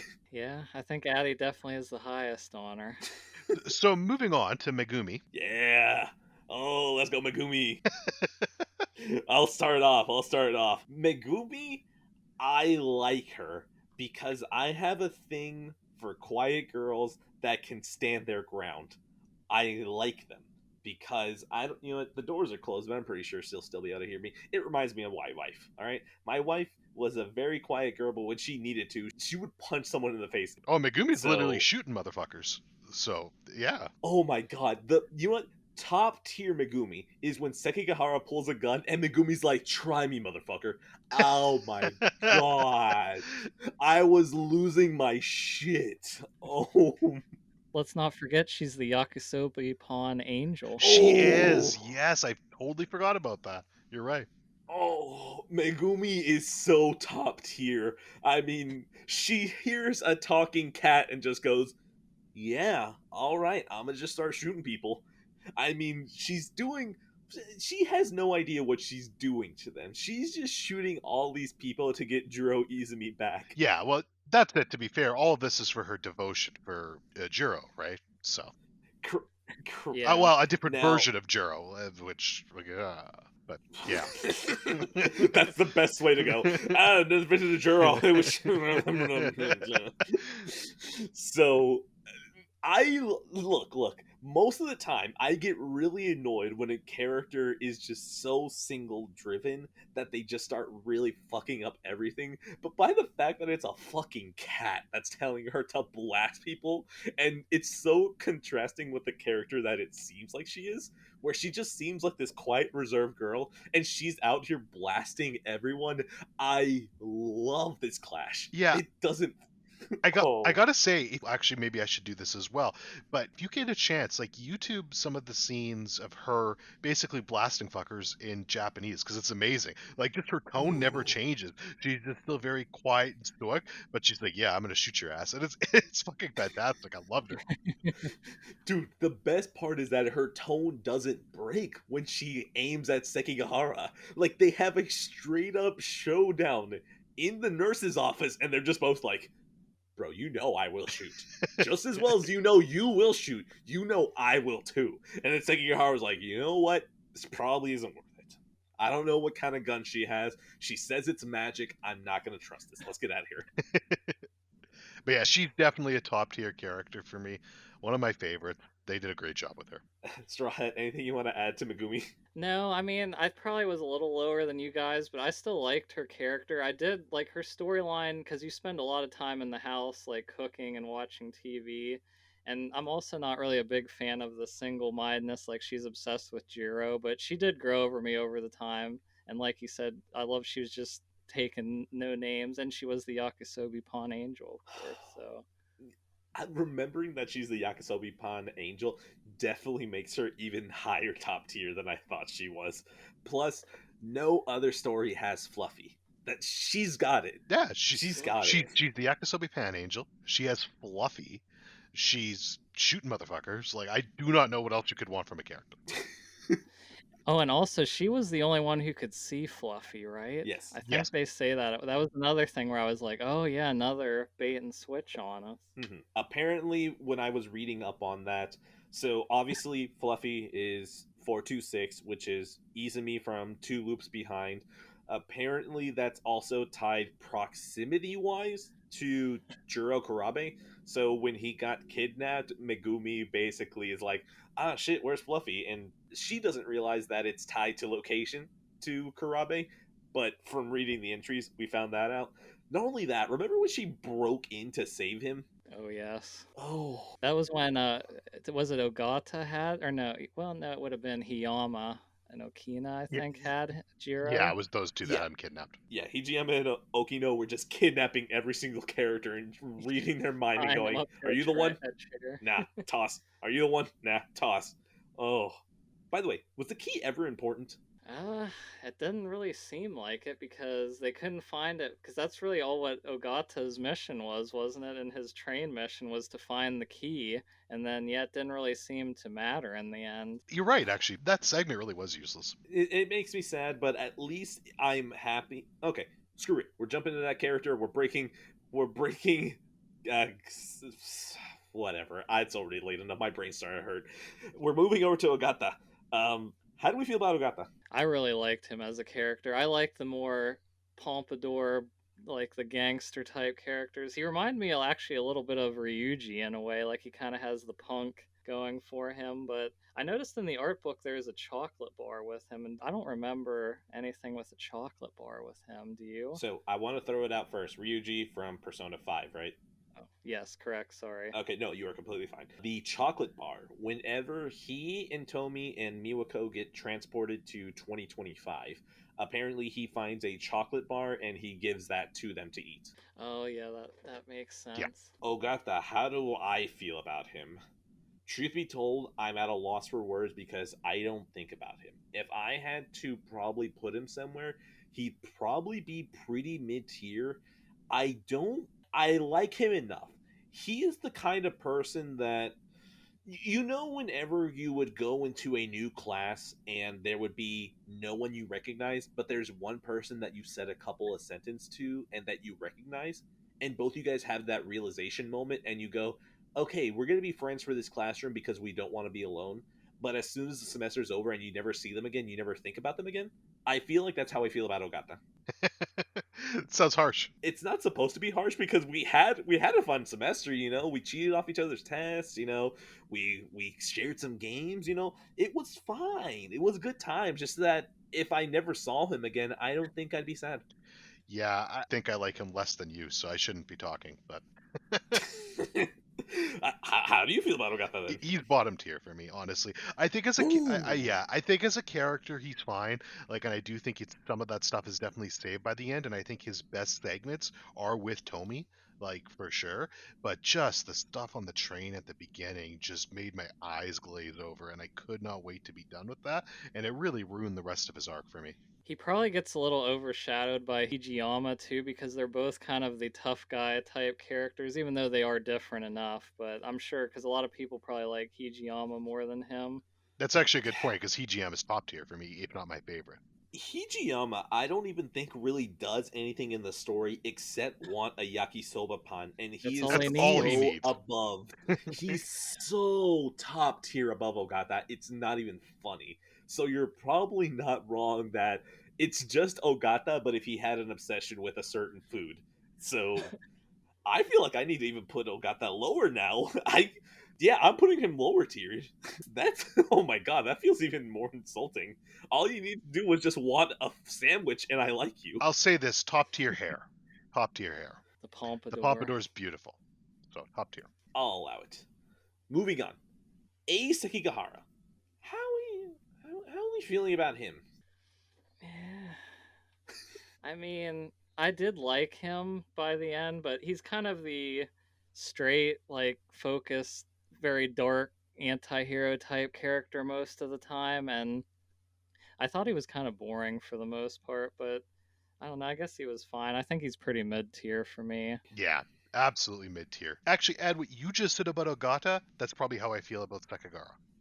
Honestly, like he's so mid tier for me, smack dab in the mid tier. He had some cool moments. I actually liked his story with the whole what is it? He had to call that certain number that he left for himself in the phone booth. Oh, That was yes, really cool. yeah. I thought that was a really cool bit. But then there's just other parts where I just didn't care. You're not wrong. He feels like a very noir character, but he also feels like the very stereotypical Japanese protagonist where it's like, oh man, I lost my memories. I need to find everything back. There's a whole bunch of characters that don't have memories and fit that, but they go into different directions that you don't mind. Ace Sekigahara feels like he's just, I don't have memories. I need to figure out what happened. He has his hand on his head most of the time. That's his pretty much primary idol animation, just having his hand on his head, which, by the way, is already such an anime thing to do. He was constantly eating the pills too, right? I think they wanted him to take the Or did he pills. not take them? He needed them, but he didn't take them as much as Shinonome did. Right. Okay, that makes sense. I think with him, kind of like what you guys said, his segments were actually pretty cool, like what you played out, but him as a character, he just wasn't that interesting. Yeah. Now, the other thing as well is that, God, this game is so fucking hard to talk about because you feel like you was missing something out. Juro at some point was one of the Juros was in love with Chihiro at some point. Megumi was in love with the previous Juro Izumi, and all these different connections. A Sekigahara apparently gets with Iori in this current loop. Not only that, Sekigahara is also Shinonome's not by blood sister. Like, I do have to commend, even though with how ridiculous some of these webs get, I do like that it always felt like no character was more than 2 degrees separated from another. Yeah, I can see that. All right, so Sekigahara, how do I even feel about him?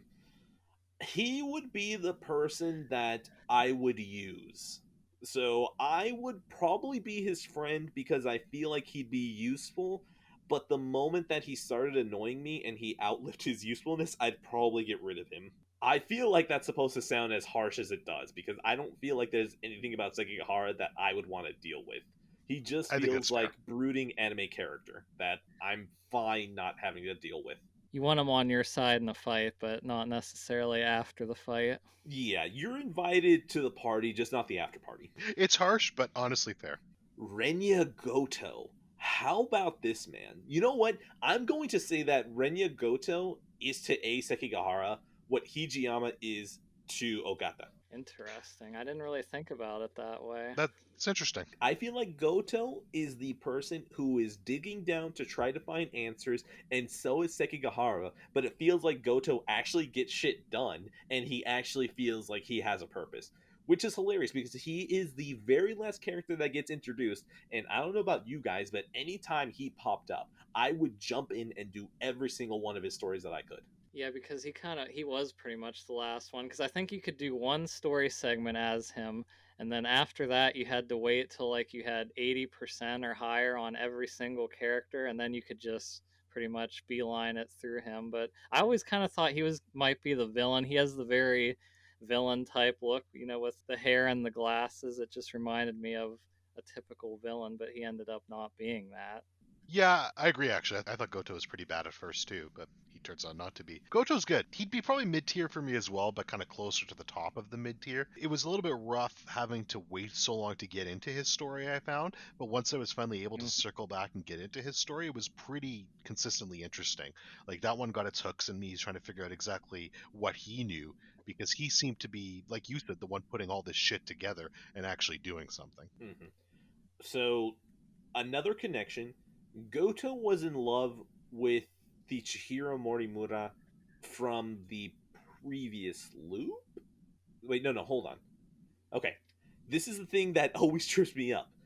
Does the loop reset when every sector is gone, or with whenever a sector goes down? I think, don't they all reset except for the one sector? Is it sector 0, or because that's where they all try to go, right? So, what I mean is that in this loop, 2025 is already gone, so is 2064, and then they move over to 1985. Does the loop happen once every single area is gone? Because 1945 is gone as well. So, if 1985 had gone down, does that loop back over? Everyone goes back into their own sector, and then it all starts again, and they try to make sure that they can beat the kaiju this time. Oh wait, I just answered my question. Never mind. Okay, never mind. Yeah. It loops whenever every sector is gone. So that means that the Chihiro Morimura and Goto are still of the same loop, just from a different sector. So the Chihiro from, oh my god, I'm starting to get into the weeds. Okay, Goto was in love with Chihiro. Damn it. Correct. Now, does that have any bearing?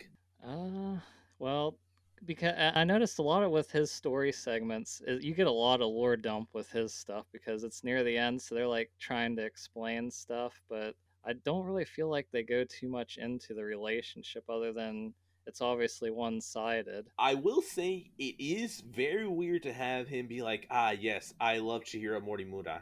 And not only that, he says that the previous Renya Goto of 2188 also loved Chihiro, but then that Chihiro is also the little kid that's in front of him, and he's over here trying to Right. express his love. And I was like, this is kind of weird. I get what you guys are going for, but this doesn't feel right to have this 18-year-old express his love of the same person who is this 8-year-old in front of him. It's like, I get what you're doing, but this doesn't feel right.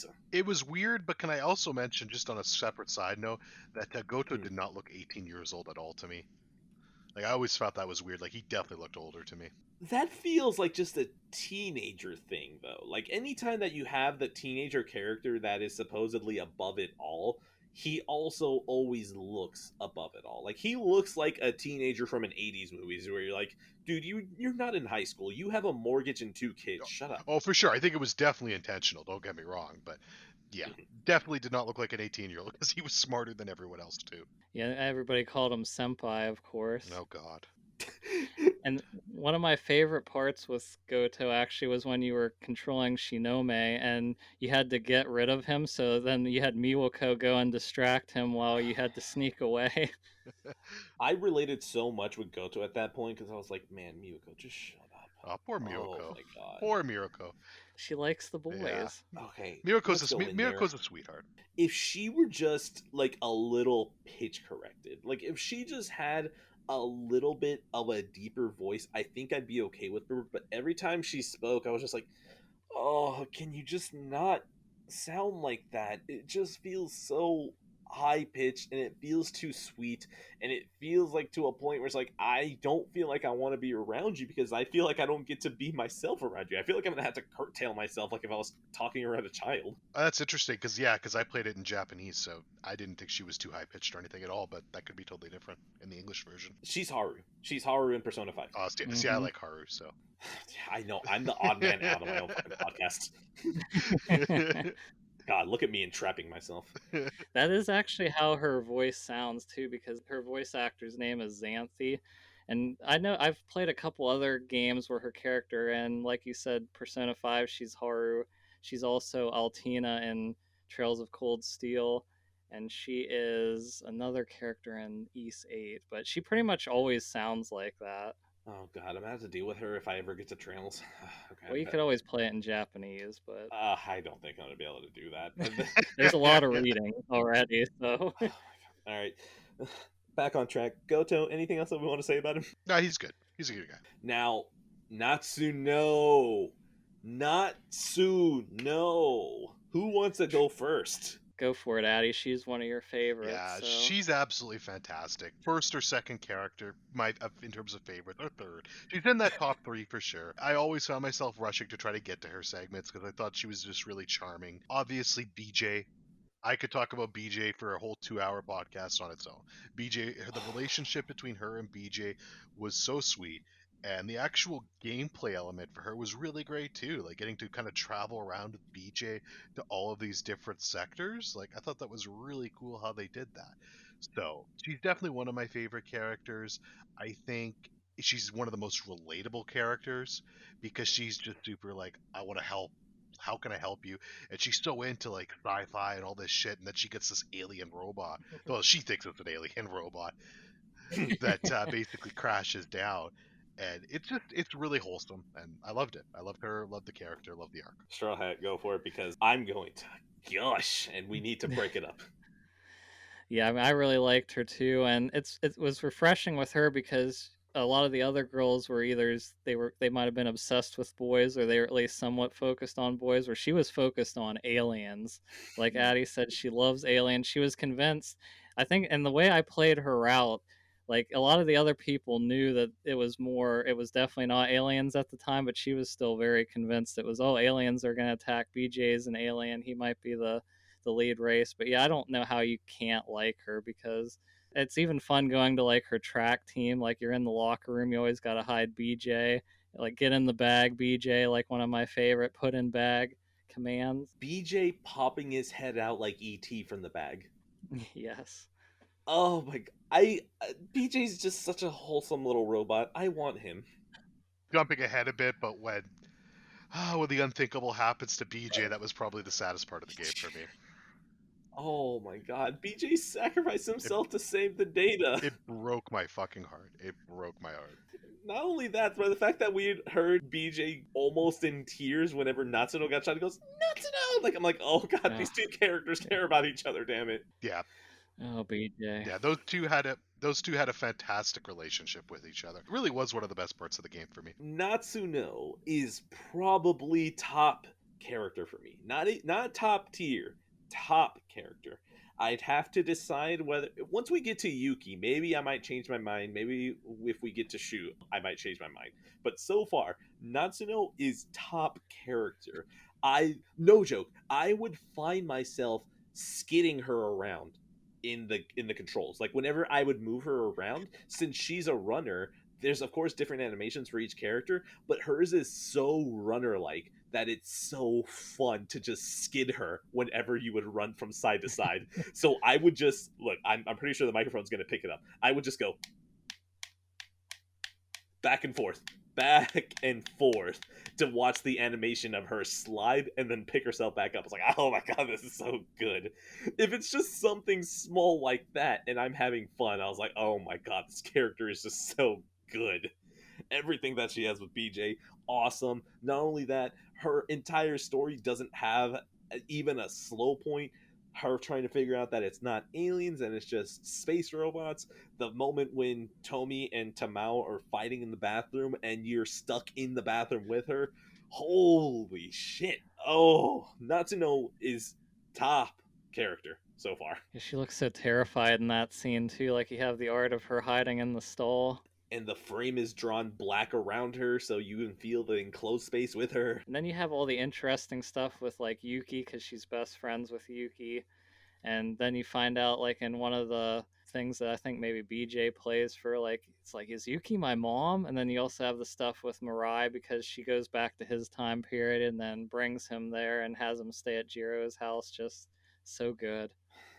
Addy, anything you want to talk about before we're done gushing about Natsuno? I could talk about her for the next half an hour, but we're already running long, so I won't do that. But no, she's absolutely fantastic. And I'd even go as far as to say, as if you've played this game and she's not one of your favorite characters, then I don't know how you can even enjoy this game. So, and I'll leave it at that. I can get behind that. No joke, just because I've already seen the time, I will straight up and I'm gonna make this a special episode, damn it. I'm just gonna cut out this first part, and then the next part is gonna be the normal episode. What did I say? What did I say? It's almost 2 hours, man. Time's flying. I told you, there's enough information in this game that you could do a special episode. Just for the record. No, I know. It's just that I didn't feel like I would want to talk about the game enough, but here we are. Look at me eating my words. I think you're convincing yourself that you love the game more as we go, honestly. Natsuno alone has done that for me. Next character, Keitaro. How are we feeling about Keitaro? He's your favorite character, so Strawhat, take it. Yeah, this is my boy right here. I love this guy. Like he's just so, I like you meet him. He's of course one of the older characters back with Hijimaru, and he's so good. No, I just realized you called him Hijimaru or Hijiyama. Sorry. Okay, no, I was like, wait a minute. Was there a translation? Like, was it? No. I just misspoke there. Okay, all right. Continue. But yeah, you have that, like you're back in that time period, and I think just his interactions with Natsuno, and then of course you have hamburger steak, probably the best line in the line where he's just contemplating hamburger. Like, what is this hamburger? It's just a ball of meat, but it's so good. What is it about this game that it never feels like it moves the plot forward, but it's these little character beats that you're like, yes, I love this person. Asa Kigahara is over here unveiling everything, but then we're like, yeah, hamburger, yeah! It's really good writing is what it is. Right. But Mirai does do a lot because, he's in BJ, and then he also gets placed into one of the Sentinels, correct? Like he's actually, because BJ's whole point was he wants to find his Sentinel to operate. So he does have some plot heavy stuff happening in his story too. Not only that, I mean, he's the person who, without him, we wouldn't know that 1945 is completely broken down. Right. Yeah, absolutely. His stuff in the past was really cool. Now, how do I feel about Keitaro? I really like him because I enjoy how honor-bound he is and how stuck in his time he is.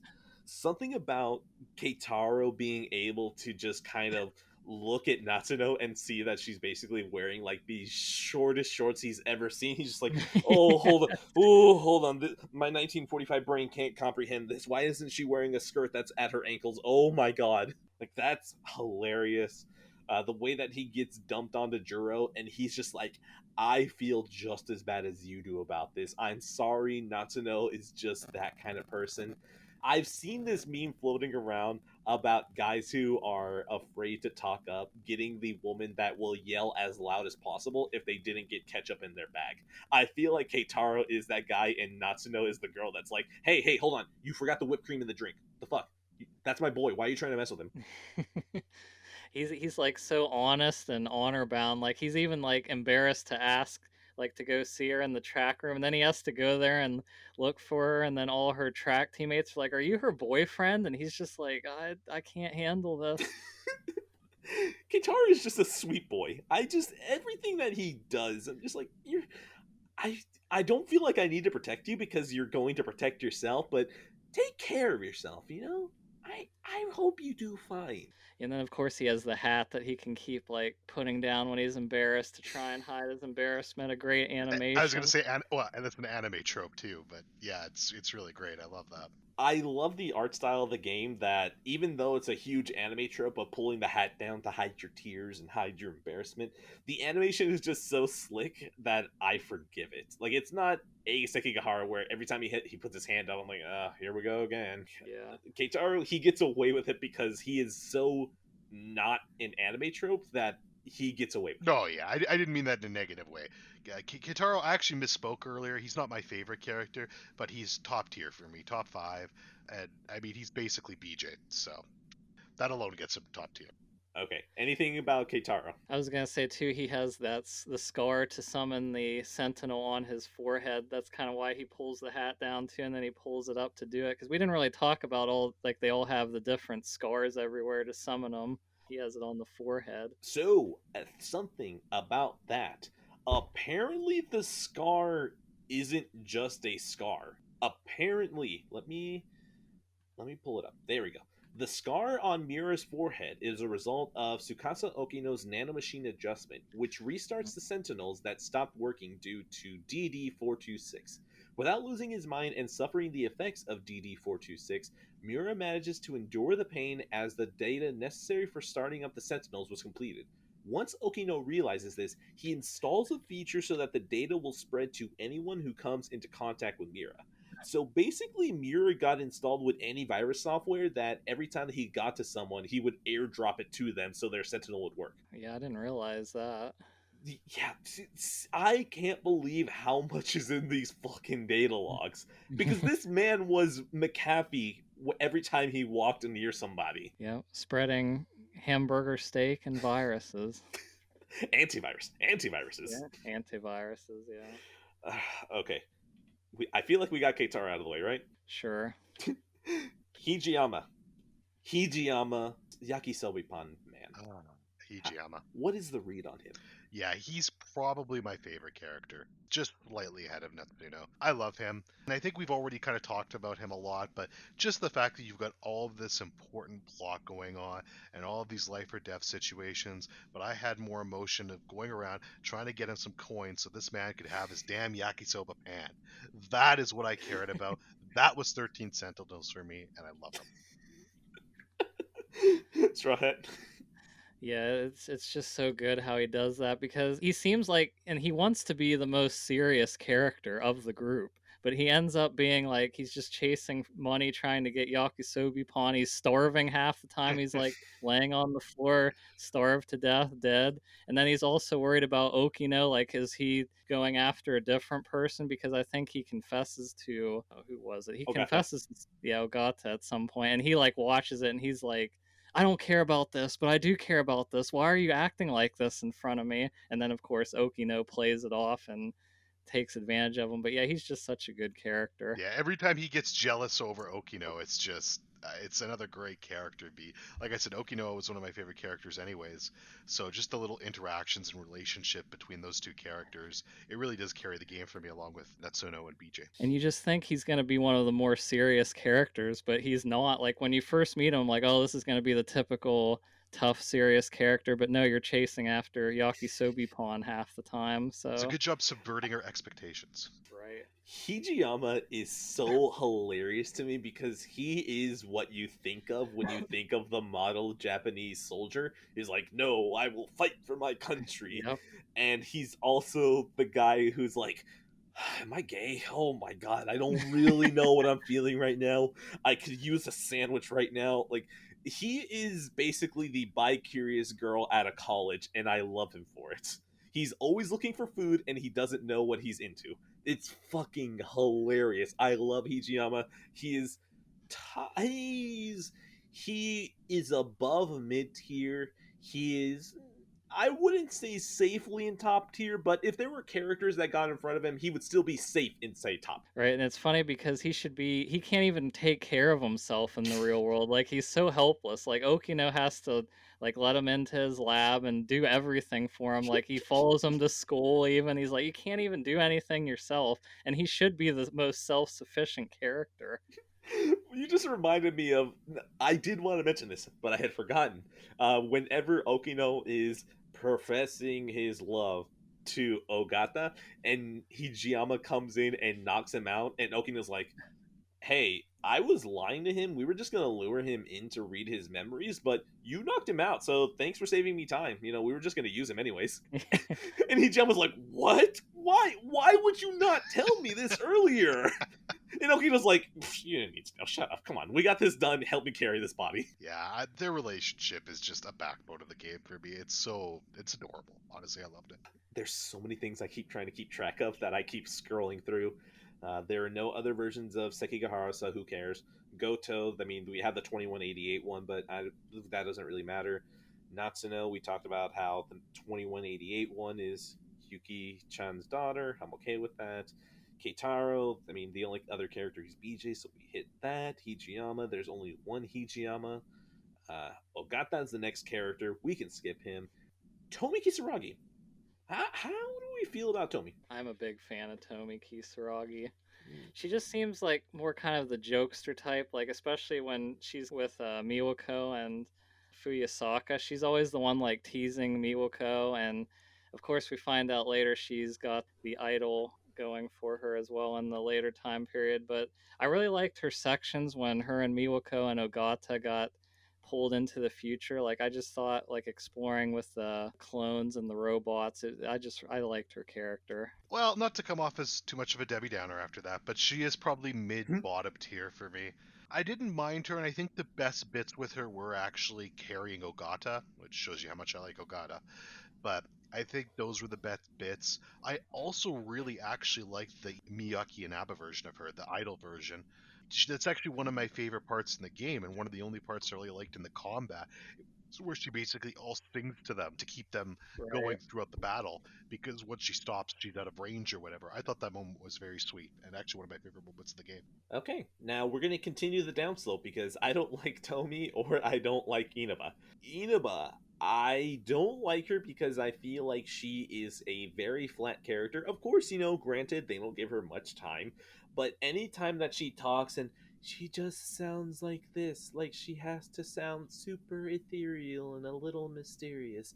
I hate this tone of talking very, very much. Like, I couldn't stand that. Tomi, I feel like reminds me too much of me in a bad way, where I know I take nothing seriously either.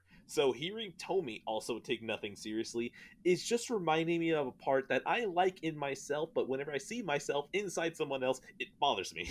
So Tomi, not exactly a character I'd want to hang out with. However, I do enjoy her personality to some degree because, like I said, she's very much a Gen Z person. Like, I can see her and it's like, I know people who are a couple years younger than me, and that's them. And I do like that because she knows who she is and she's very good about speaking the what she thinks. So I don't really have a problem with her. I just feel like I don't like her. It's weird. Everything I said sounded like I was getting positive, but even when I stop and think about it, I don't think I still like her.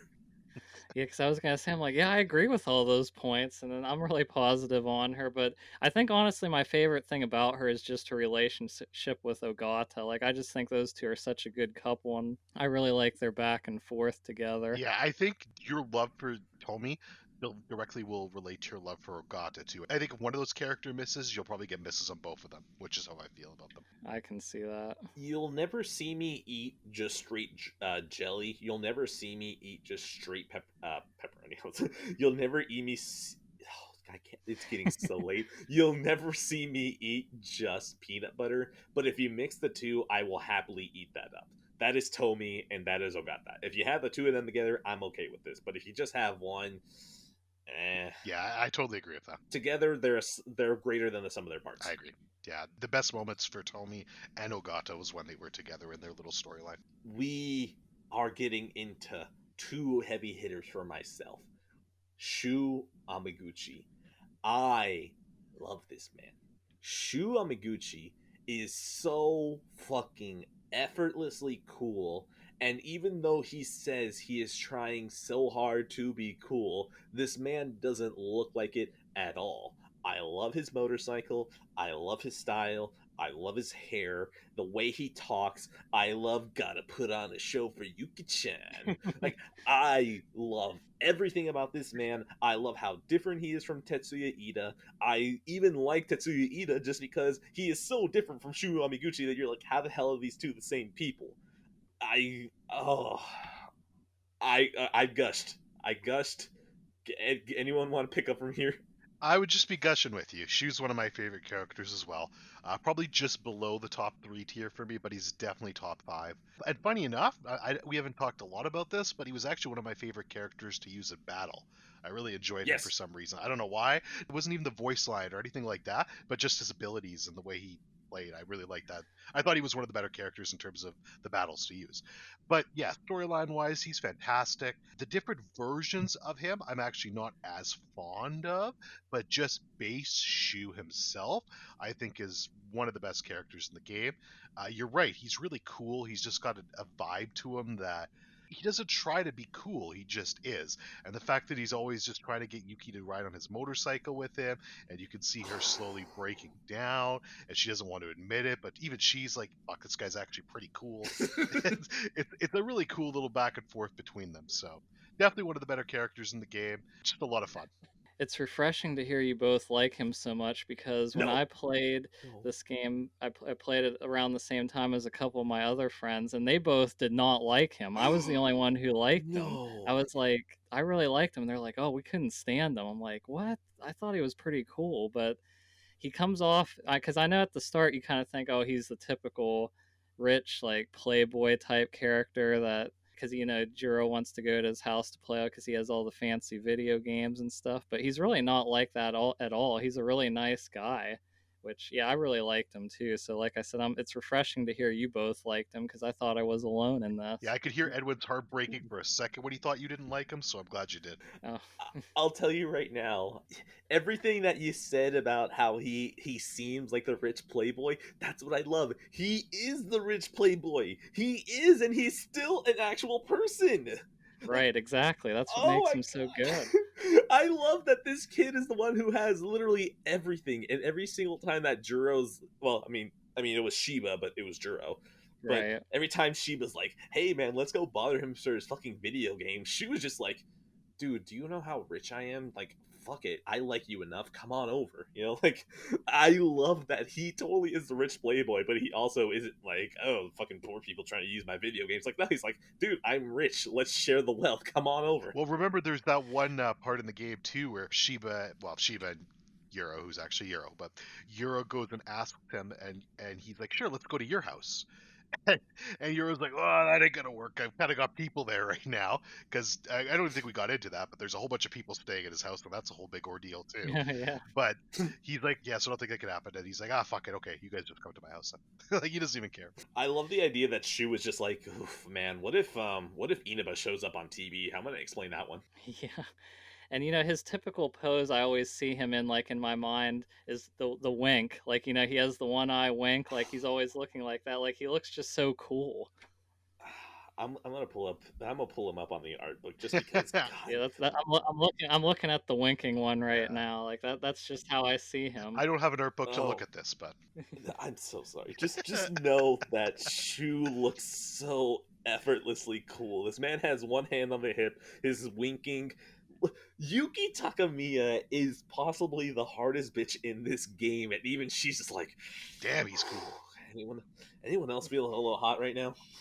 Yeah. I'm gonna date myself a little bit with this reference, but honestly, Oh, yeah. Shu to me is like the James Dean of this game. Like, he's just effortless, absolutely. Okay, effortless. that's not dating yourself. James Dean is timeless, okay? Okay, And he's good. gonna star in a movie in a couple of years. Yeah, no, I'm disappointed for myself for that one too. Yuki Takamiya. What a wonderful woman. I'm going to take the lead on this one again. God, everything that Yuki does, I'm just like, you don't give a shit about anything. You are trying to hide how much you care, though. Every single time that Natsuno shows up, Yuki just like immediately starts breaking characters like, whoa, hold on, what's going on with my bitch Natsuno? What is going on with this woman? I need to take care of her. And then when you find out that Natsuno was Yuki's daughter in 2188, then that just reveals that Yuki, even if she doesn't know it, has a maternal instinct over Natsuno. Crazy. Uh, anyone want to take the lead on Yuki? The things I liked about Yuki, like she has the typical Yankee girl type attitude with the way she's dressed, which even the characters comment on her, which is funny. But actually, the things I liked about her was when she had her little sidekick Tomoe with her trying to investigate stuff. They both played off so well together. And then, of course, she's so hard with everybody except Natsuno, like you said. So, but yeah, I really we didn't really talk about Tomoe at all, but she's with Yuki a lot, and she's a great character too. Tomoe's just complete excitement and misreading of the entire situation is so entertaining because Yuki's like, dude, Natsuno could probably be dead in a ditch right now with needles in her arm. And Erica's just like, bro, do you love Watson? I love Watson, all right? He's the best character ever. You can be Sherlock. I want to be Watson. She's just in a completely different story, and it's so good. Yeah, no, Yuki's fantastic. She's probably top five, if not six for me, like right outside that top five. But again, really great. The stuff with her and Shu is awesome. Her storyline's actually a lot of fun to play out. Her trying to do the interviews and trying to get to the bottom of things. And of course, she's like basically protecting the hell out of Natsuno. So she wins points just for that because of how much I love Natsuno. Mm-hmm. Now, when it comes to Yuki, I am just so excited whenever she had to do another loop. I feel like a whole bunch of characters, their loops were a little bit too samey, but her loop of having to continuously look for these answers, I felt like was one of the few times that loops didn't grate on me. Like, I was shocked that her gameplay segment was just as fun. Especially because whenever you started the loop again, she would pop in and she's like, "Oh, Tomoe is here again. Great, yippee!"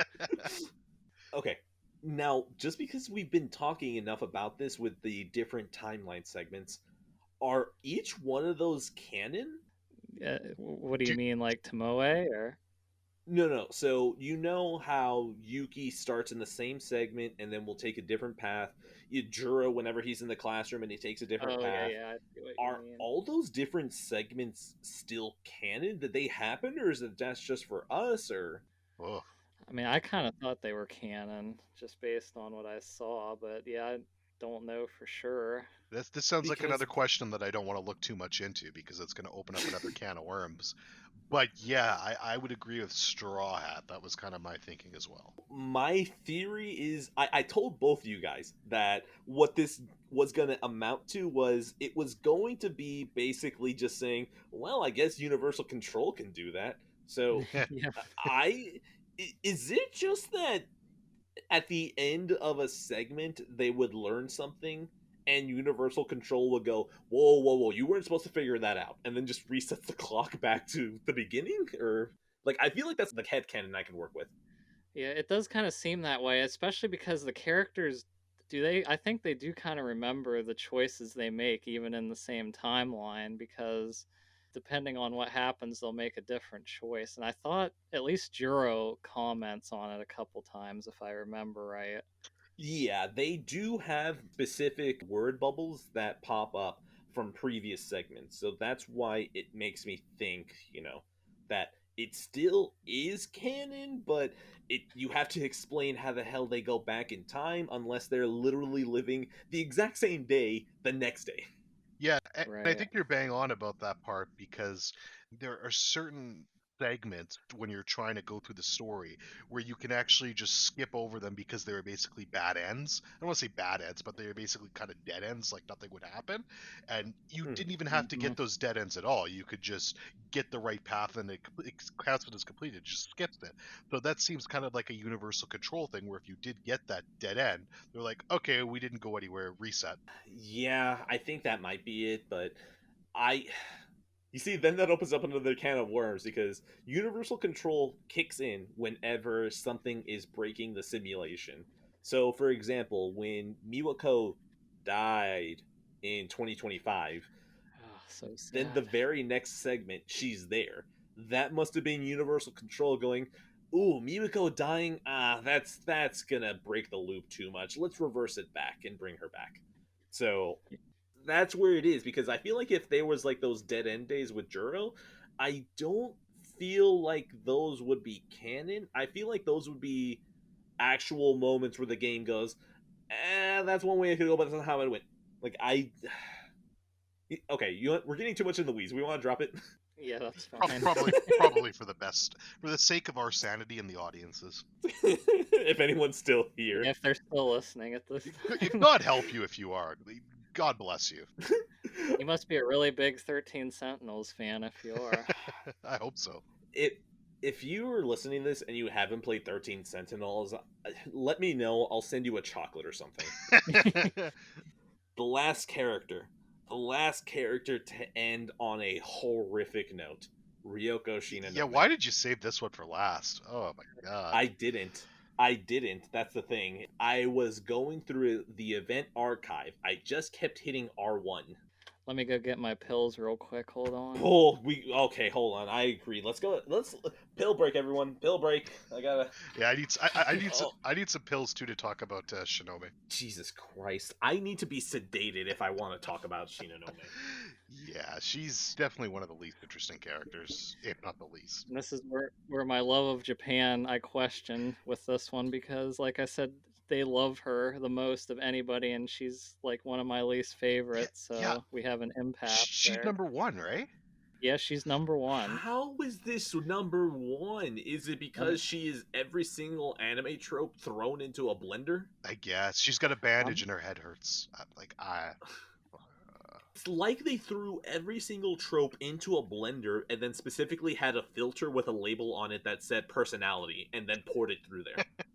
Yeah, she is by far the most popular. She received 448 first place votes, and Hijiyama was the second place at 389.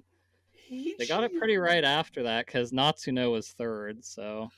Yeah, I'm looking at the list right now. I think she's my least favorite character. I'm gonna call her dead last, bottom tier. I don't get it. You know what? I am ready to do that too, because at least Iori, I can be like, well, if we're counting every single Iori, we're counting Chihiro, so she gets a huge bump.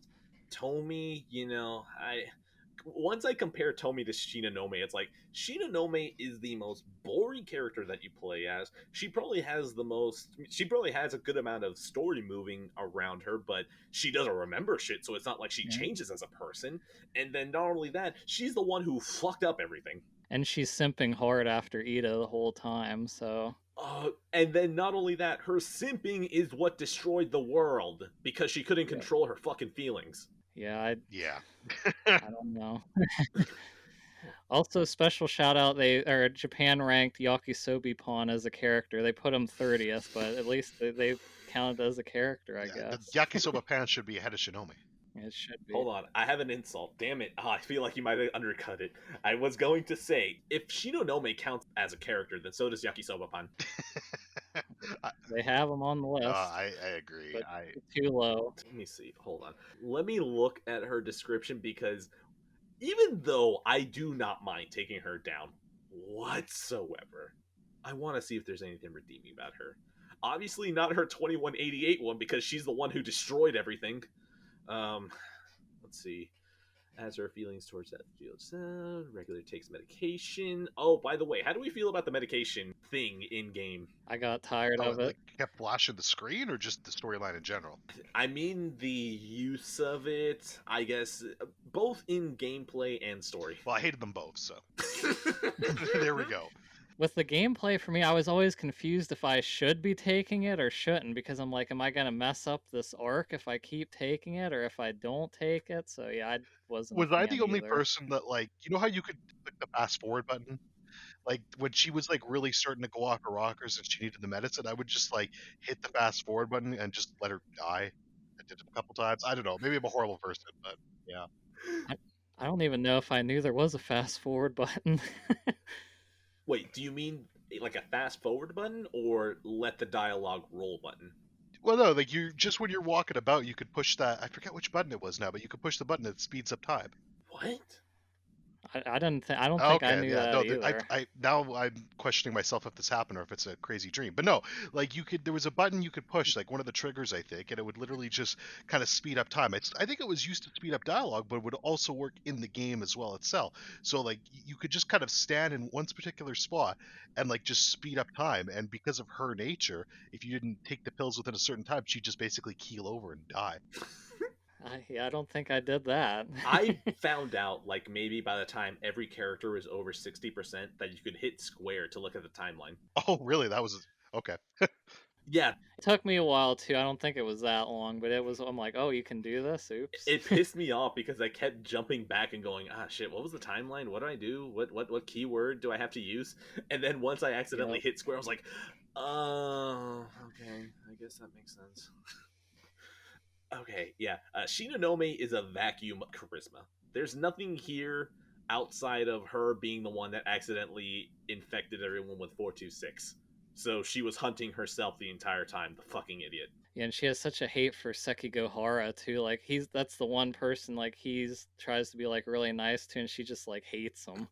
I mean, they were basically siblings growing up. They were basically Mhm. siblings growing up, and she's just hunting them down. He's just like, can you please not? Yeah, her hatred for Sekihara actually ranks him higher in my books, I think. I might have to move him up the tier list a little. Enemy of my enemy. Exactly. All right. Okay. I feel like we got pretty much all this covered. Is there anything that we want to touch on for this game? I think I'm good. That we covered a lot. Yeah, covered more than All I thought right, we were going to. All right. You know what? Because this wasn't planned to be a special episode until like about halfway through, fuck it. It's going to be a hard cut.